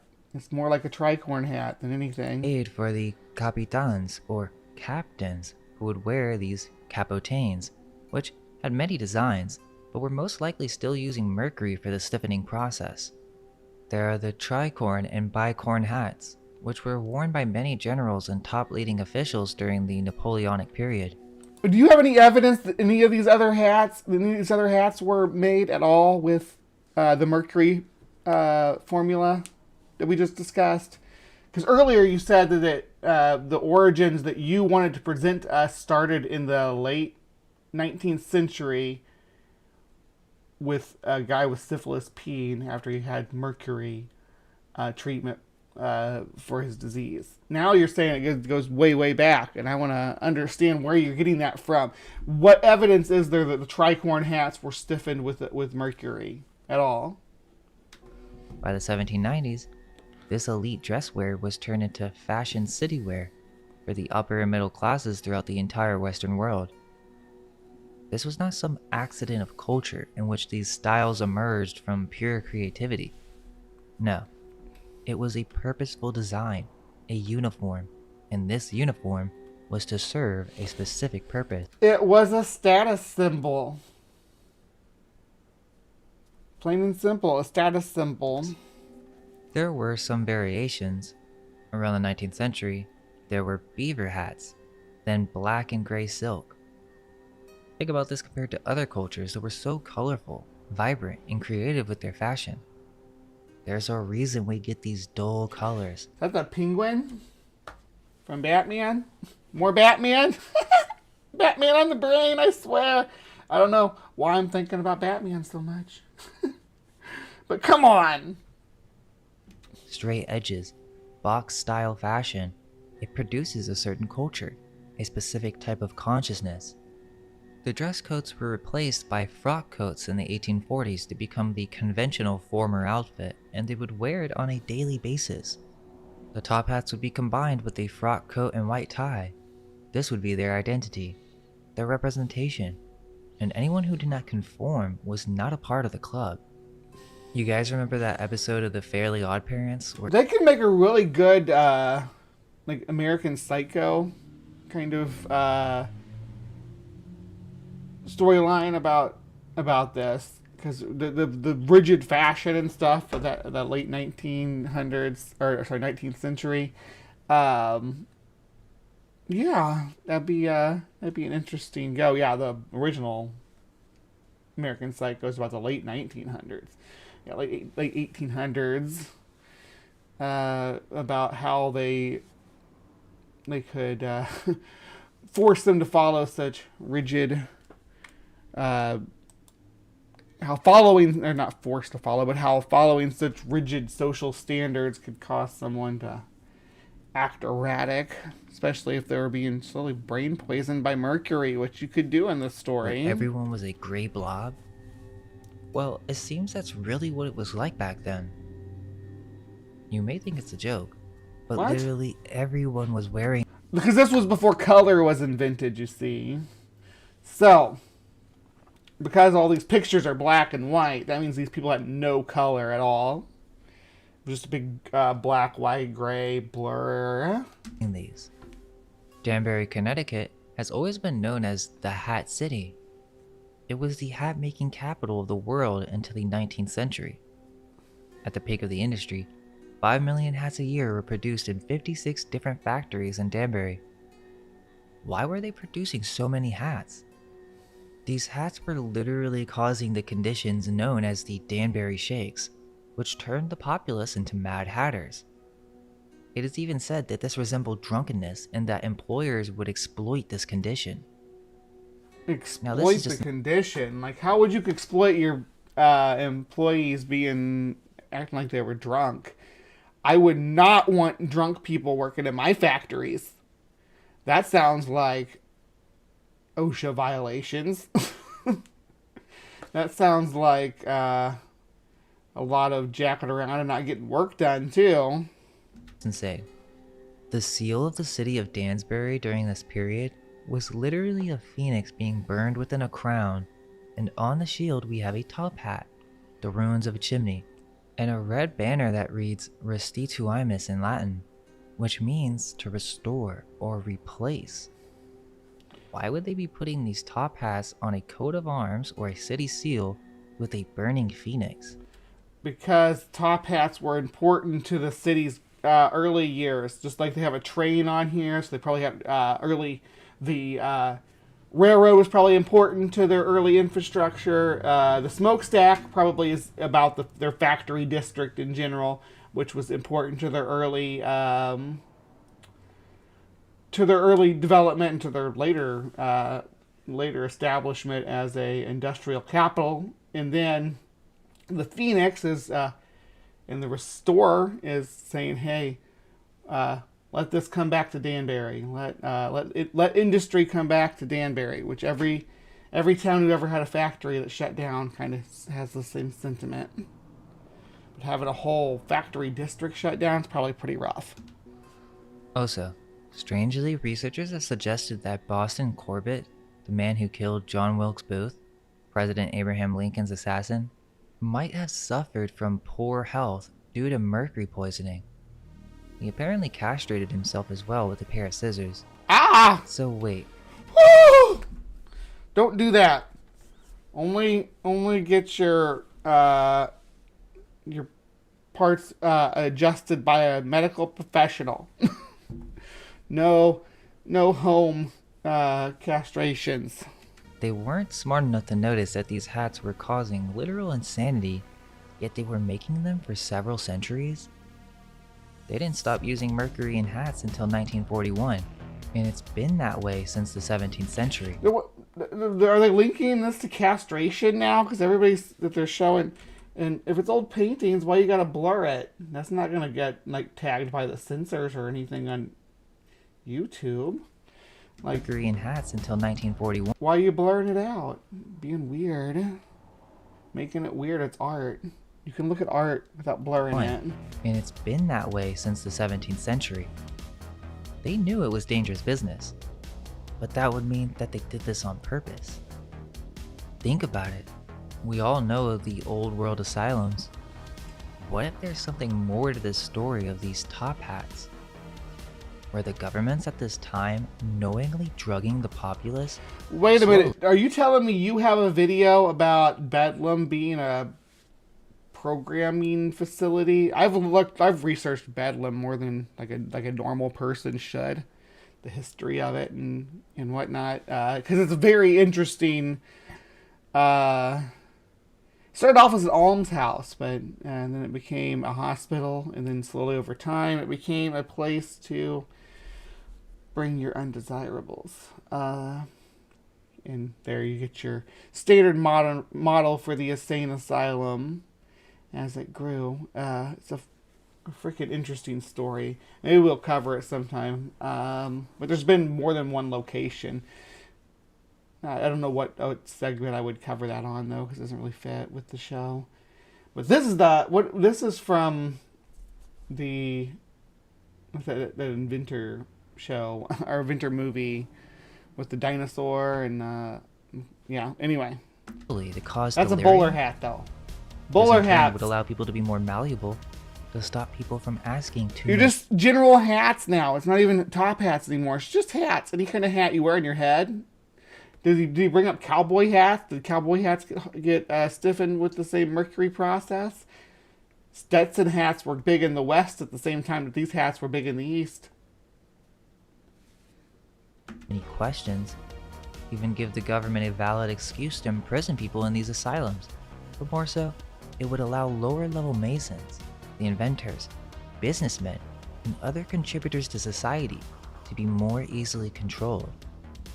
Perhaps a way to control the influencers of that age. Furthermore, hats are deeply rooted in the art of secret gestures, or the means in which one can secretly signal that they are part of a hidden group or society. This is the history of the... Okay, to signal you're part of a secret society by wearing a big hat on your head. That's not secret, honey. It's not secret at all. Just like you just should the fez that's worn by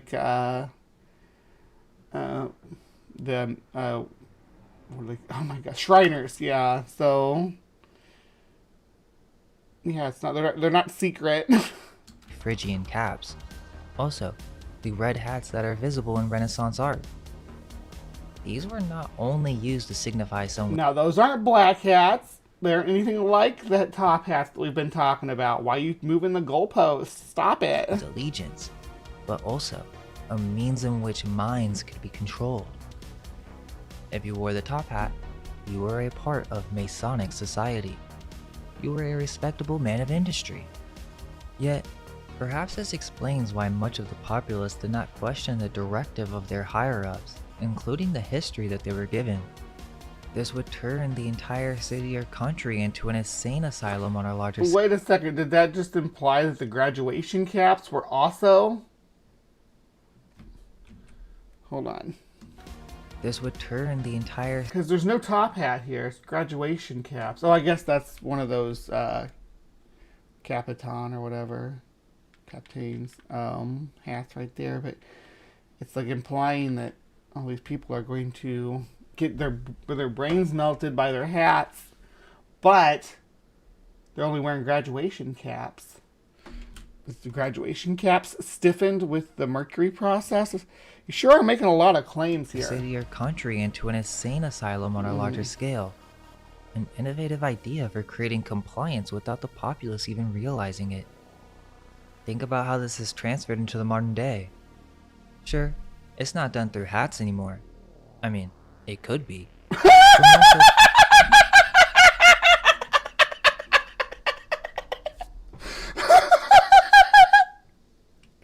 That I like that. Please do that again. It's not done through hats anymore. I mean, it could be, but more so through the sky, our water supply, our food, and even what we watch on the television. It's all a means to make us so insane that we cannot see the insanity of the world we live in. Of course, they present this history with cases that highlight mercury poisoning and insanity to its extreme forms, but it's not typically brought up what were the underlying subtle effects from these top hats on the population as a whole. And many there are lots of studies. Again, we can go back and look. People were writing about this ad nauseum for decades about the symptoms and the sickness. That's where we at. Okay, so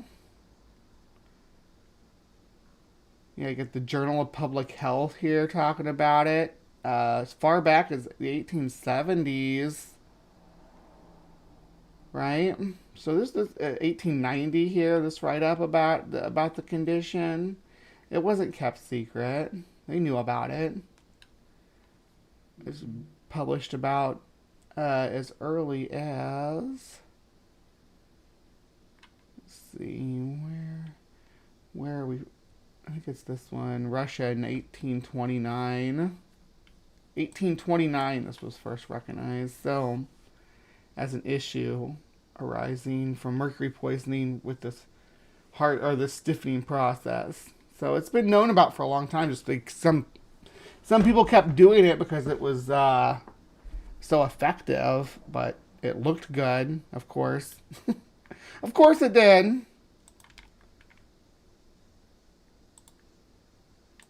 old photos and engravings, you find that almost everyone was wearing these top hats. So, are there symptoms that were not as obvious as the ones that are typically represented as Mad Hatters as with Alice in Wonderland? Perhaps it wasn't always such extreme measures, but instead, it was a slow process of being medicated. Not everyone reacted the same way either, and not everyone went completely insane. However, it is possible that this may have had an effect on one's thinking and their ability to question the established narrative. So yeah, I don't. There's the conspiracy. Yeah, giving everybody mercury hats to make them pliable. This is the same argument as the fluoride in the water, right? And it makes people more docile. Trust anyone with a top hat. Especially if we look back in history, these were the Masons that came in and repopulated many of these cities. This was part of their uniform. Not the top royal level, but big players. This is Tartaria stuff. That's why you can't say these are the people who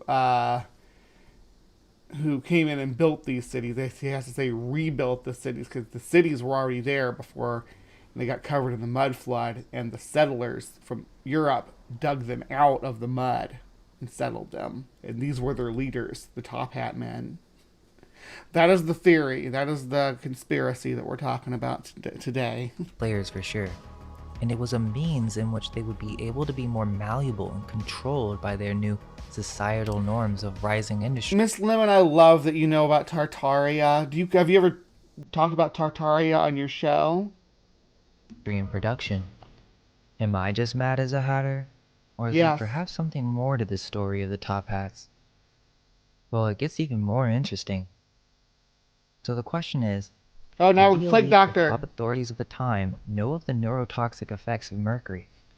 Because if so... So now the Plague Doctor hat is involved, which is just a broad-brimmed hat.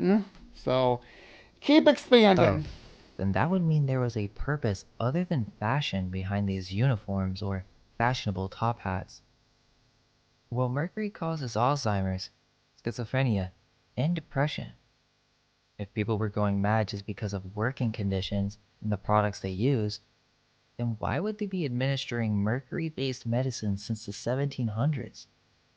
Well, the blue mass was a blue pill, which was a very common remedy for several illnesses such as syphilis, tuberculosis, constipation, parasites, and even as a pain medicine.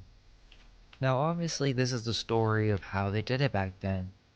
Literally, they would stick a syringe in their urethra and inject mercury. No joke, that's what the pirates like Blackbeard did. Even a cluster pump to deliver medical mercury enemas for quicker absorption. The story is that they just didn't know they were poisoning themselves. They also Because keep put, in mind, hold on, they also put mercury in makeup. So there were plenty of things that had mercury in them. But yeah, blue mass pills were used for the treatment of syphilis in the 17th to the early 18th century. Blue mass was recommended as a remedy for such widely varied complaints as tuberculosis, constipation, toothaches, parasitic infections, and the pains of childbirth. Let's see, what's the ingredients? 33% mercury, 5% licorice, 25% althea, which is hollyhock or marshmallow, 3% glycerol, and 34% rose honey. So that would be honey made from by bees that had just access to roses. So that's what it was made out of. So it sounds like the only active ingredients were going to be the glycerol and the mercury, which will have the effects that glycerol and mercury have. Now, mercury can be used as a disinfectant, and does have some. It will help you with the healing process to some degree. Long-term exposure is really the problem with mercury. I didn't realize we were going to get into the blue mass. I just watched the first 2/3 of this video. Further information on the health of Abraham Lincoln, who was taking the blue mass pill for his melancholy. Let's get into that. blue mass pill has a lot of mercury. Apparently, a typical daily dose of 2 pills would be 100 times the modern daily limit set by the Environmental Protection Agency in the US. So, if they were taking this basically for any illness, as a one cure-all method, which mercury is an antiparasitic, antiseptic, and has several other healing properties, being used for over 2,000 years. At least you acknowledge that, yeah, mercury does have its place in medicine, but when given on a daily basis, or perhaps as some type of soma, or remedy for any sickness. But then you can imagine as they started to fill up these repopulated cities with poor and filthy habits, such as emptying chamber pots into the streets and no solid waste management, that over time, they would need to use this type of method of healing constantly and on a daily basis. At some point, the elite would have noticed the mental side effects and the long-term effects of heavy metal toxicity. So, well, they would have been exposed to it as well. The elites would have been, right? That's the problem with your theory. If they were trying to establish this fashion in the common man, right? Like in the worker class, and then they in the upper class wasn't inflicting this upon themselves, because it's really weird to say, yeah, the leaders made themselves more pliable, because that seems like that they'd be more pliable to the needs of the people. Like, you get your king to wear this top hat, and then he'll write any decree that you ask him to, because he's pliable now. It doesn't work in this theory doesn't work in reverse the way that you want it to. These pills would be used as a matrix drug, a way to keep people from thinking too much, a way of forgetting about higher realms and being locked into material reality, while at the same time dumbing our intelligence and ability to be curious of the realm we live in. Tartaria is the source for Lemuria and Atlantis, I believe. All that's tied into the Tartarian Empire. I think the idea is that they were originally the Atlanteans, but when Atlantis sank, the Tartarians went west and east, so they settled northern Europe, and then they also settled North America. And that's the folklore. And then from North America and Europe, their kingdom spread all the way around to Lemuria, or Mu as it's sometimes called. Oh, it goes deep! We know these pills were used in London. The Edinburgh New Dispensatory, 1789, instructs the making as follows. Pilula ex hydrogyro, London, quicksilver pills. Take a purified quicksilver, extract of licorice, having the consistence of honey of each 2 drams. Yeah, licorice. we noticed when we looked up well, he's talking about the ingredients for it. Yeah, it's all like candied sweet stuff to try to make it more palpable. Finely powdered, 1 dram. Rub the quicksilver with this extract of licorice until the globules disappear. Then, add the licorice powder.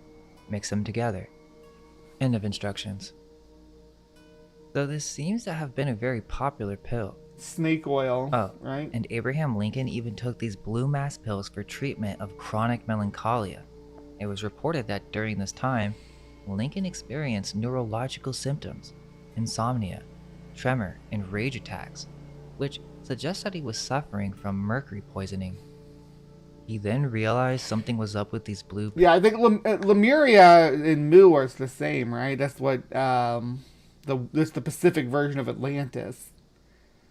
Like off the Philippines and stuff somewhere.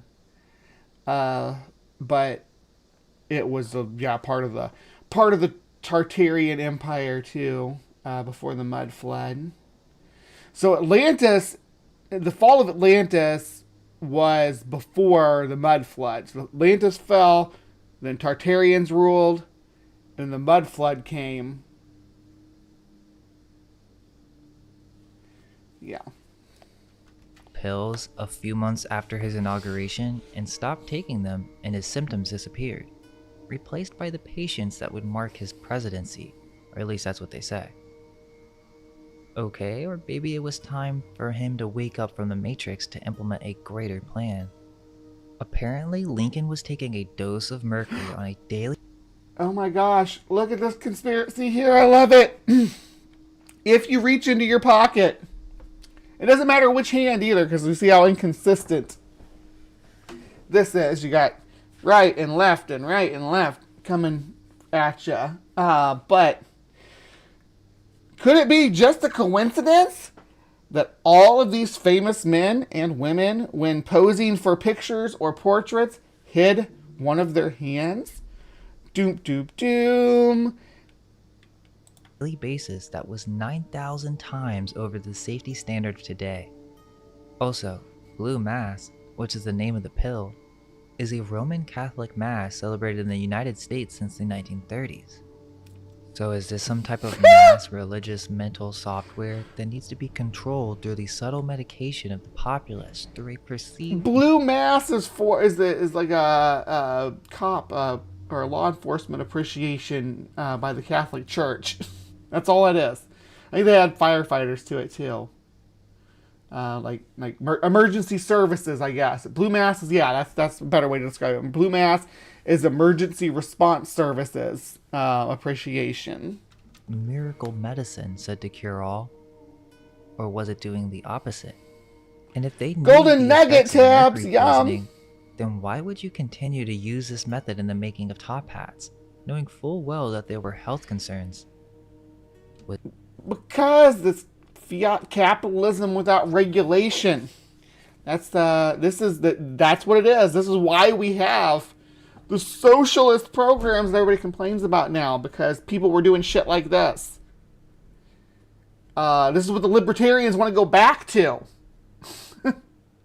This is the libertarian position, is that these people should have been able to keep making their poison hats and their poison pills and their snake oil in the back of their wagons and continuing to hawk, because that's libertarian. They have the right to do that, to swindle people into buying snake oil, like freaking Kent Hovind with his apricot seeds, selling freaking poison. Was this a procedure in which the masses were given uniforms and secretly drugged at the same time? Not only that, but all who took the pill were a part of the club, the culture, for this was the new norm. If you didn't have a top hat or take your medicine, there is something severely wrong with you. You're the weird one for not taking your meds. Wait a second. No, there was not a pressure to take your meds back then unless you were having... Lincoln had severe depression in his youth. That's why they were trying to treat that. And mercury treatment was an early option for that. And it didn't work. But that's how medicine has progressed through time, especially pharmaceuticals. Pharmaceuticals has been a slow progress. It's 2 steps forward, 1 step back. Where have we heard that before? It's not like this was never thought of in the past. Well, like I said, I don't trust anyone with a top hat, and you shouldn't either. Otherwise, you'll become a part of the mass or masses. You may go insane, and you may be unknowingly a part of a higher he didn't cult. even mention the witch hats. The witch hats would have been a good tie-in to this. You didn't even talk about it. System. Stay weird, and let us know your thoughts in the comments. Why was everyone constantly wearing these suits as uniforms? Even on the beach? When hiking? It was almost as if they had no other clothes, which is very strange. Grooming everyone to become a professional. Back up until like the 1950s, most people only had 2 or 3 pairs of clothes. Up through the 1950s, really. Buying multiple outfits and stuff is a newer concept. And you'd wear your same outfit for a few days. You didn't have a lot of choices, especially if you had something nice like that. You would get up and put that on every day, freshen it with some like perfumes and stuff, but you wouldn't regularly wash it. Those top hats were not washable at all. You couldn't. Even kind of ironically, even the rain could sully them and make them slump. That's where you get the poor hobo guy with the slumped top hat because because his top hat's been exposed to the rain so much that it's slumped. Because it rinses that hardening agent out of it right into your skull. But do with that what you will. The magician hat didn't come up really either. A businessman, an elite, a groomed influencer, controller. Anyways, I'm gonna say no to the blue pill, and so should you. Let us know your thoughts in the comments, and all we can hope is that our minds may be unveiled. Let go of everything you think to be true. Relax the mind. So the blue pill analogy, like from the Matrix, I think he's trying to link that in here. That's kind of funny. I don't know if was the Wachowski sisters, if they were thinking about blue mass when they made the blue pill, red pill. I don't know. I always thought it was more like a blue oni, red oni kind of situation.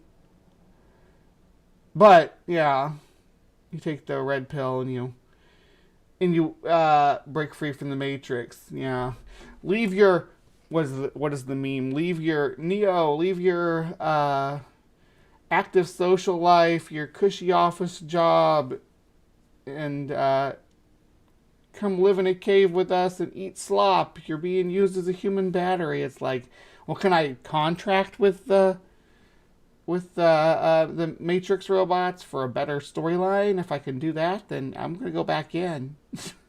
I'm gonna be full on what's his name? And I wouldn't betray everybody like Pantaleones, who played him. I don't remember the name of the character, but what's the benefit of being outside of the Matrix? They keep you warm and safe. You live a long, happy life.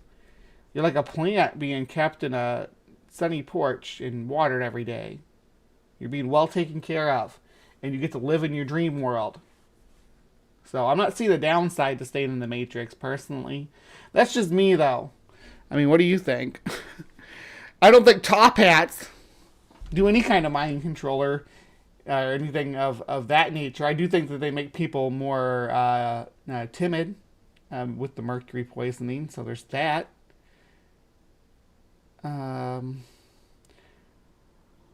Anyway, you let me know what you think about the notion of top hats being used throughout history to mind control the upper elites. Let me know what you think. I'm going to end just the theory right here, and I will see you guys back in Bree's Beast Theory in just a few minutes, okay? Remember to be kind and take care, and we will see you next time.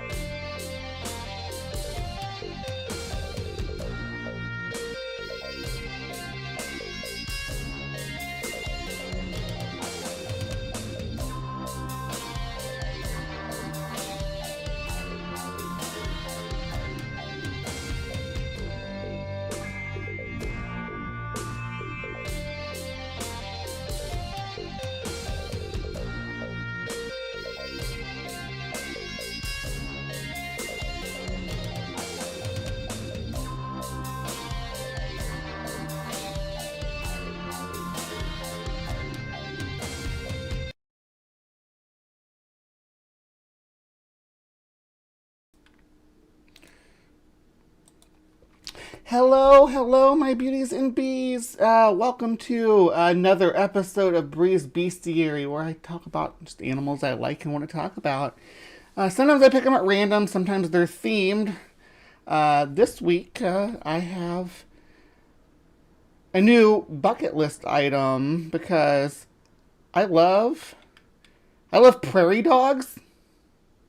Like a lot. I think their little villages are so cute and the way they pop up and run around and stuff. And there's this really cool prairie dog town in Lubbock, Texas that I want to go to. And why Lubbock, Texas? Well, because Ben's moving down to the El Paso area, and I'd like to go visit him and hang out. But anyway, Lubbock is in western Texas, not too far from the New Mexico border, in the browner part of the state, as you can see. It's very green over here, very brown. Very brown over here by Lubbock. Oop, I lost my place. There it is. All right. Now, Lubbock, you can already see it lighting up here, has this little prairie dog town, right? That you can go visit. And I've always wanted to go. And really haven't been able to. So, it's right here. You can actually drop down in here and look at it, too. Check this out. And you can see prairie dogs popping up even. There's one right there. There's some. There's a way to get up in there, I believe. I have to, hold on, I think I have to drop my person down in the area. Yeah, there we go. It pulls you way up here. So you can see how the prairie dog town was built. And you can see little prairie dogs popping up. This is just on Google Earth. It's got this nice little wall around it to protect the prairie dogs. And this is a nice little reserve. It even has a sign that tells you, I think I got sort of a version of that right here, that will tell you how to identify who's doing what and things. They have these little listening chambers so they can hear stuff moving ahead or up above. There's their predators. They got a badger and golden eagle. Snakes will use their listening chambers or their dry chambers as well for burrows. Food storage, nursery, hibernation chambers, which will be down deep below the frost line. Main burrow entrances, and they all sleep down here in big piles. It's so cute. But they're rodents, right? Prairie dogs. They're actually ground squirrels. They're a type of squirrel. Surprise! These are squirrels.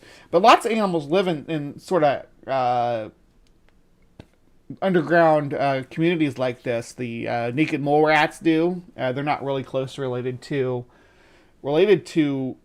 prairie dogs, but they live in sort of the same kind of underground situations. And then you got meerkats, which is a carnivoran, close related to mongooses and hyenas, is who their closest relatives are, that also live in a society like this, where they live underground in big communities. They're more omnivorous than the prairie dogs, though. The prairie dogs are largely herbivorous. They like grasses and seeds and leaves and stuff like that. They will eat insects, but not like anywhere to the degree that like meerkats will or that mongooses will. But prairie dogs are hilarious and adorable, and they have very distinct vocalizations. So I found this on the Texas bucket list page here, and I figured I'd share it with you guys. Just talking. Howdy, and welcome back to the Texas bucket list. Next up, we head to the Panhandle to see a park dedicated to some playful prairie dogs. It seems these peculiar little partners have their own place in these parts, and if you show up, they'll be happy to pose for a picture. But if you bring a piece of corn, well, you'll be the most popular person out there. I don't know about that music.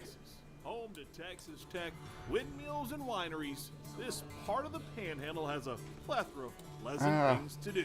I was worried about the music. Stops in this place involves a particular There they are. full Boop. of prairie dogs. The little So tiny cute. babies are so cute. They're like the Texas version of Timon. Meerkats, yeah. They're so cute. They're just fun to watch. People just love to come in here. Stuart I Gearhart wanna is the see park 'em. operations manager for the city of Lubbock. He's in charge. Prairie Dog Town. It's not Texas Tech. It's not Lubbock. Out of them? Hundreds of prairie dogs have planted roots in the park, but it all started with 4 of them in 1935. That's when Kennedy and Here we go, Clement that's the part I wanted. established this refuge for rodents. He was seeing the prairie dogs becoming extinct because of governmental poisoning and wanted to come up with a way to keep the prairie dogs. They're much cuter in somebody else's yard. Surprisingly, the prairie dog population is minuscule to what it was when pioneers crossed the plains. According to the Texas Parks and Wildlife, Texas used to have prairie dog colonies that covered 25,000 square miles, with around 400 million prairie dogs. Today, less than 1% of that prairie dog population remains. There's just a joy in seeing. There's just a relic population. I think they're extinct in Mexico completely. Because there used to be big prairie dog towns in Mexico too that are completely. There's like 4 or 5 species, but this is the black-tailed prairie dog. They have the biggest range, and they're the ones that cover most of the Great Plains area. The other species are isolated in, like, there's the one isolated in the Great Basin, things like that, and one isolated in the Badlands. But yeah, the black-tailed prairie dog is what's mostly in the states that you think of as the Great Plains states. New things, different things, and to some people it might be just whoopee, little rat-like animals, wandering around. No, they're not rat-like. Still, they're, Not that there's anything wrong with rats, but these are squirrels. They're just little squirrels. That's all they are. Just little squirrels. Leave them alone. God's creatures, and sometimes they We're in Texas, so we got the God's creatures line, of course. cause havoc with farmers and ranchers, and they handle that situation. But it's just nice to see something that you don't see at home. Unless you live in Lubbock. Unless you live in Lubbock. These little lovable looking guys are actually pretty fierce fighters. But if you have something for them Yeah, nothing innocent in Texas, right? You just said that. There you go. they'll be happy to get a bit closer than normal. They like to eat corn, chips, anything people will feed them. It's an all-you-can-eat buffet, and they're just going to town.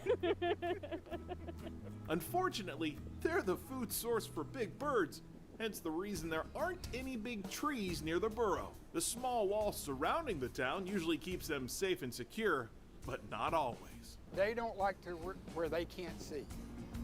They'll stay, for the most part, in the prairie dog town behind that wall.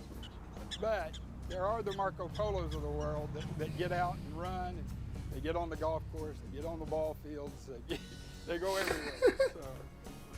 They're so adorable! Oh my gosh!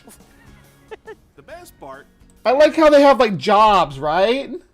They have little jobs that they do. Like these guys are on lookout while everybody else is collecting foraging and stuff. Someone else is babysitting, watching where the babies are going. And then these guys are looking out for predators. them talk to each other. When they start barking, the other ones stand up and look and see what's he barking at. It's been said that the prairie dog language is so complicated that these creatures can tell each other about approaching danger, where it's coming from, and even what it looks like. But it's still fun to imagine what they're saying. They're so cute. We just have to tell it for them. Mommy, I don't want to go in the dark tunnel. I kind of see him as a boss. From Alberta to Mexico across the Great Plains. So you like in the U.S., you're looking like the Dakotas, Montana, Nebraska, Kansas, Oklahoma, Texas, west into New Mexico. They're extinct in Arizona. They were there though, and then you get into Colorado, Utah, Wyoming, where you get these little isolated valley populations. That are distinct species too, but the black-tailed prairie dogs are, I think, almost exclusively east of the Rockies. Accent. Hold on, we'll look at a map in a second. Corn, eh? You know, let's take a big old bite. It's like a Canadian guy. I know, they didn't like that. I guess I was wrong. So come hear the whisper of these whiskered wild animals, because getting a good laugh and a big smile are always well worth a stop on the Texas bucket list.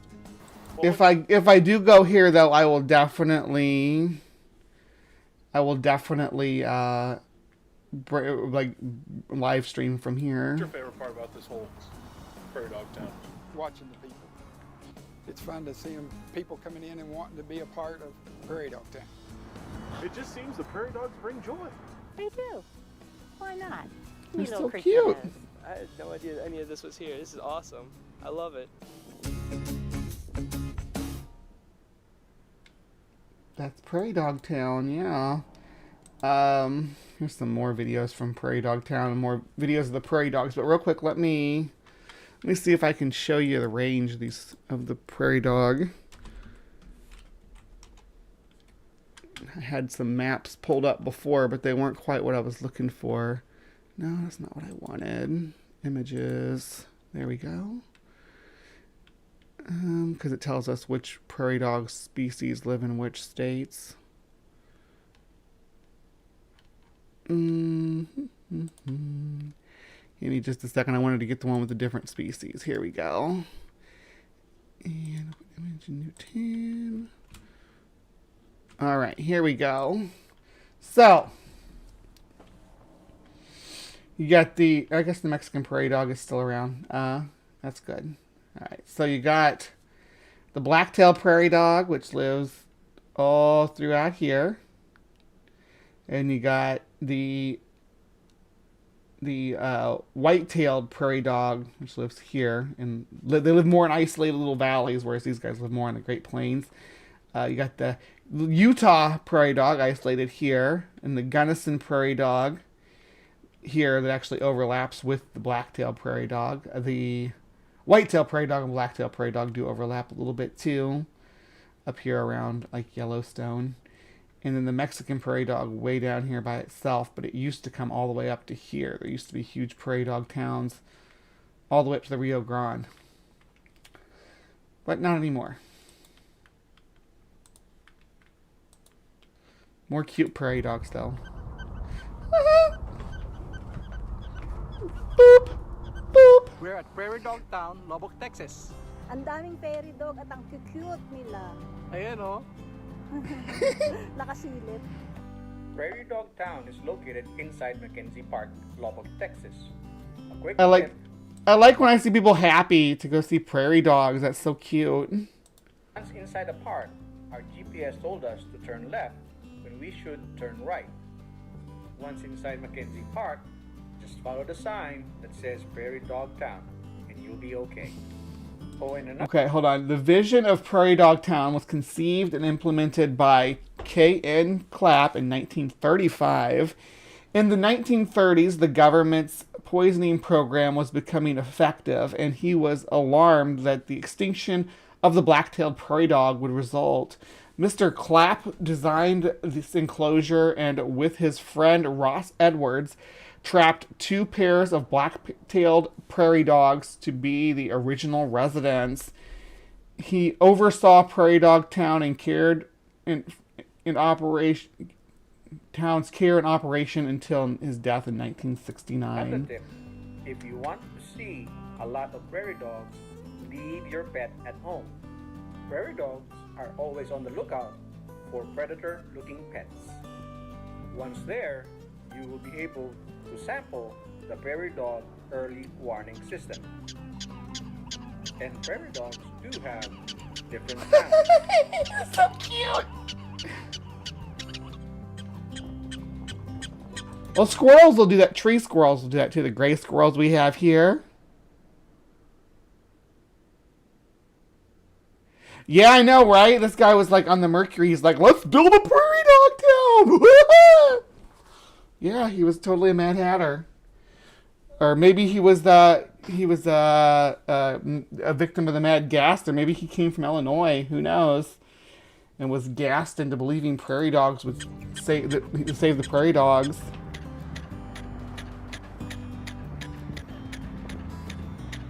Once they get to know you, they will come out of their burrows. So that's a cool... John, I'm glad you mentioned that and reminded me, because that's a cool thing about living over in Illinois that I didn't have in Missouri. We don't have chipmunks in Missouri. At least not the part of Missouri I lived in. I think they have chipmunks down in that south of the Missouri River, but like in northeast Missouri, there are no chipmunks. So I grew up with no chipmunks like in the environment, and just 30 miles away across the river, chipmunks flourish in Illinois. It's kind of wild, and they would probably flourish over there if they could get across the Mississippi, but that's a task unto itself. But I've actually seen them like around my house and in my neighborhood. And check you out. Boop. Boop. Boop. Gotta boop them all. You're so cute. Look at those little eyes. They kind of have a bunny-like face. Like convergent on the body, but they don't have as big ears. But I guess you could set a GoPro out there. Oh, I'm gonna scratch your belly. Once dogs are comfortable with your presence, they will show their natural behavior, like digging. Well, those tunnels they've had probably have been there for decades, right? Grooming.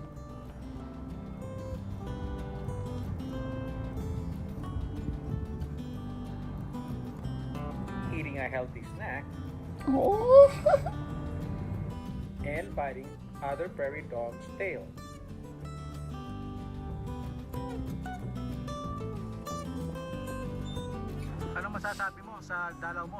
Oh my gosh, you can get that close? Joy, masaya. Kasi ang mga They must be pretty chill. babait. Oo. Nagpapakain nga ako ng carrots o lumapit. They're protected in the park, though. Like, wild prairie dogs you shouldn't approach like this. Groundhogs are also squirrels. Groundhogs or woodchucks, whichever name you prefer, are also squirrels. They're some of the biggest squirrels too. The only thing bigger, I think, is the marmot up in the Rockies. But yeah, they are huge. But prairie dogs are quite small. The squirrels in the Grand Canyon are really acclimated to people like this too. But you're not supposed to feed them because they want them to learn to be self-reliant, but they will steal from your bags. They do. They like, if you set your bag down, they'll go in there and investigate it looking for food. With that, we would like to show you the sights and sounds of Prairie Dog Town, Lubbock, Texas. ASMR.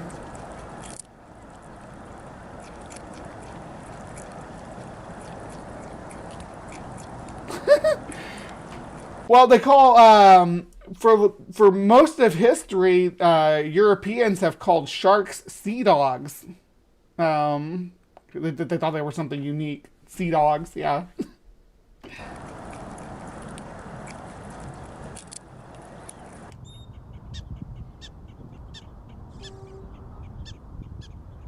Okay.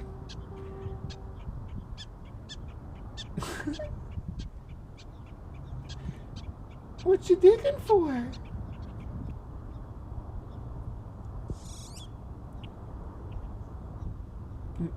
I wonder what the tail biting behavior is all about. I hadn't heard about that.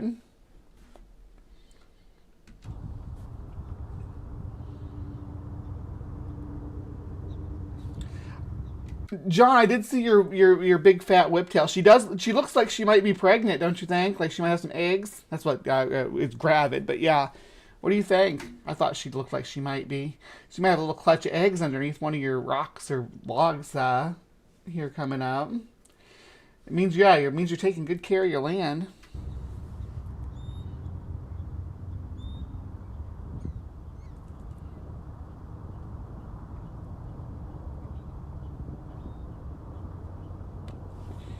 Yeah, there's Chunk the groundhog, and there was a porcupine that I also followed. That eats, like, I remember him eating the pumpkins. Yeah, I know a few different critters. There's a guy that I follow that runs a rescue, and he has prairie dogs, and he also has this big longhorn cow that I just love. This bull. He's so sweet, and he has such huge horns. It's wild.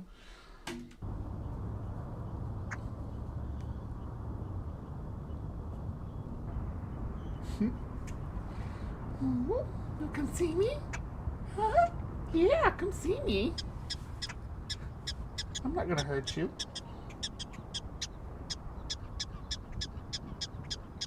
The birds seem like they're pretty chill around this place too. The starlings.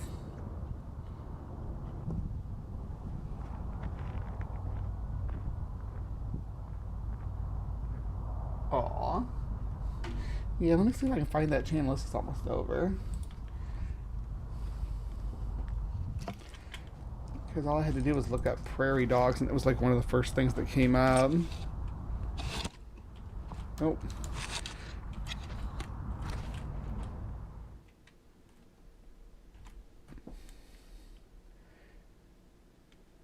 This guy, yeah. So everybody loves that high-pitched noise that prairie dogs make, right? Hey, Eddie. Yeah. Like their very famous jump yip call. Eddie! Well, that can be used to communicate alertness or even as an all-clear signal. How's everybody doing? So everybody loves that high-pitched noise that prairie dogs make, right? So hey, what's Eddie. this guy's channel? It's Tie Among Animals.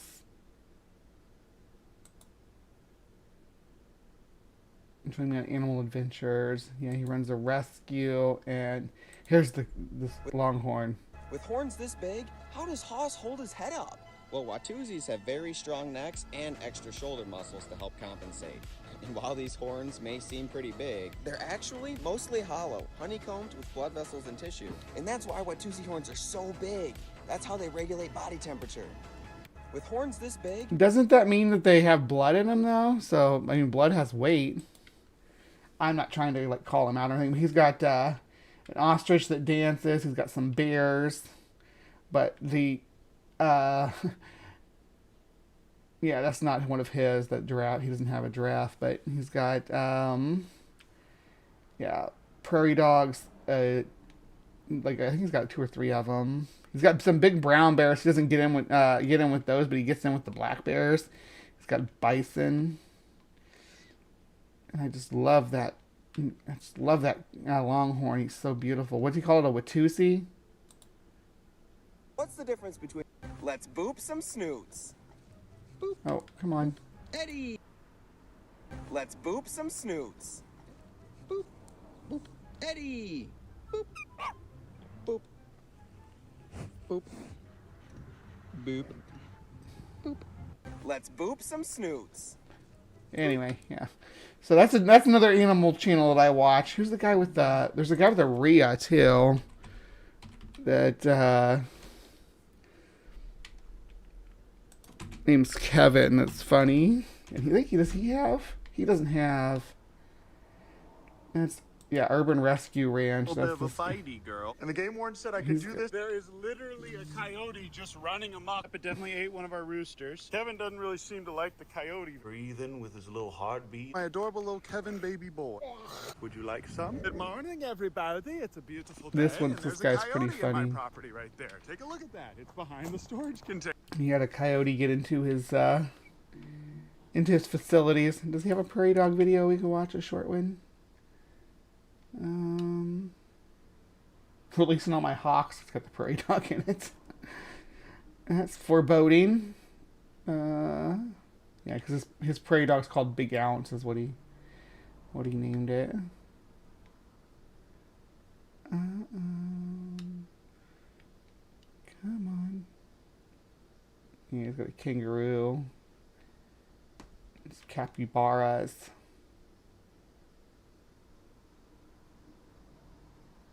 You fed an axolotl to your prairie dogs? What?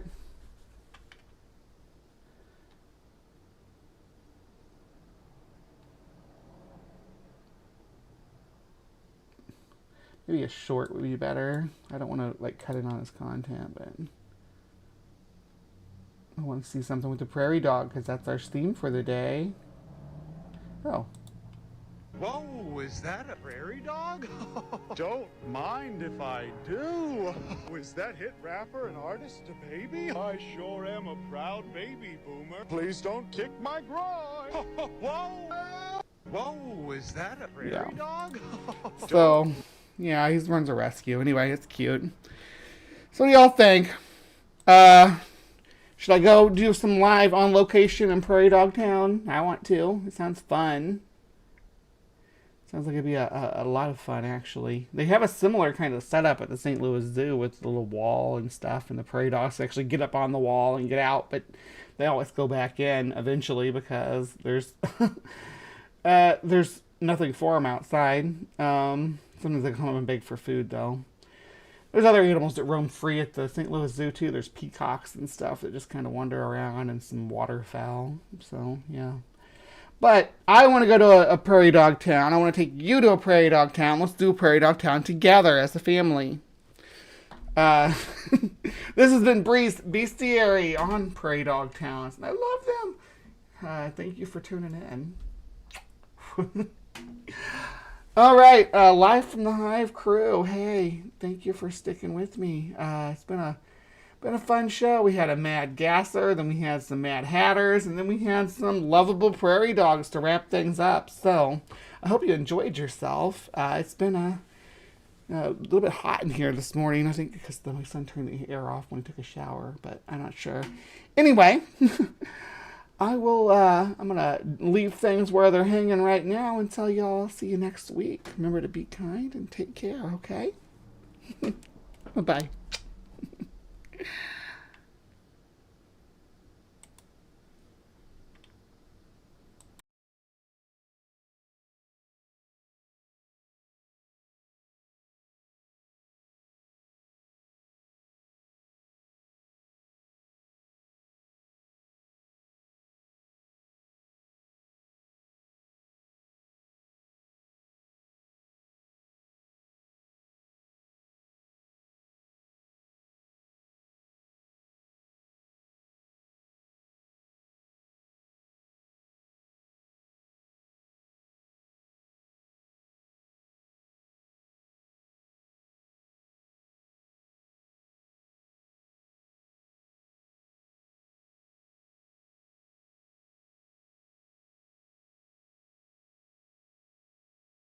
With all the noise, pseudoscience, and political rhetoric clogging the airwaves about transgender people, it can be difficult to understand what's really happening and what's really true. Good news, everyone! Welcome to The Transpositions, your compass in the rugged landscape of transgender issues. Here, we strive to be the beacon of authenticity, providing a platform that amplifies the voices and experiences of the transgender community. From breaking news to in-depth features to breaking down the real science, we are committed to fostering understanding, empathy, and empowerment for all individuals across the gender spectrum. Join us as we navigate the complexities, celebrate the triumphs, and advocate for the rights of transgender people worldwide. Together, we can redefine boundaries, challenge stereotypes, and champion inclusivity. Subscribe today. The link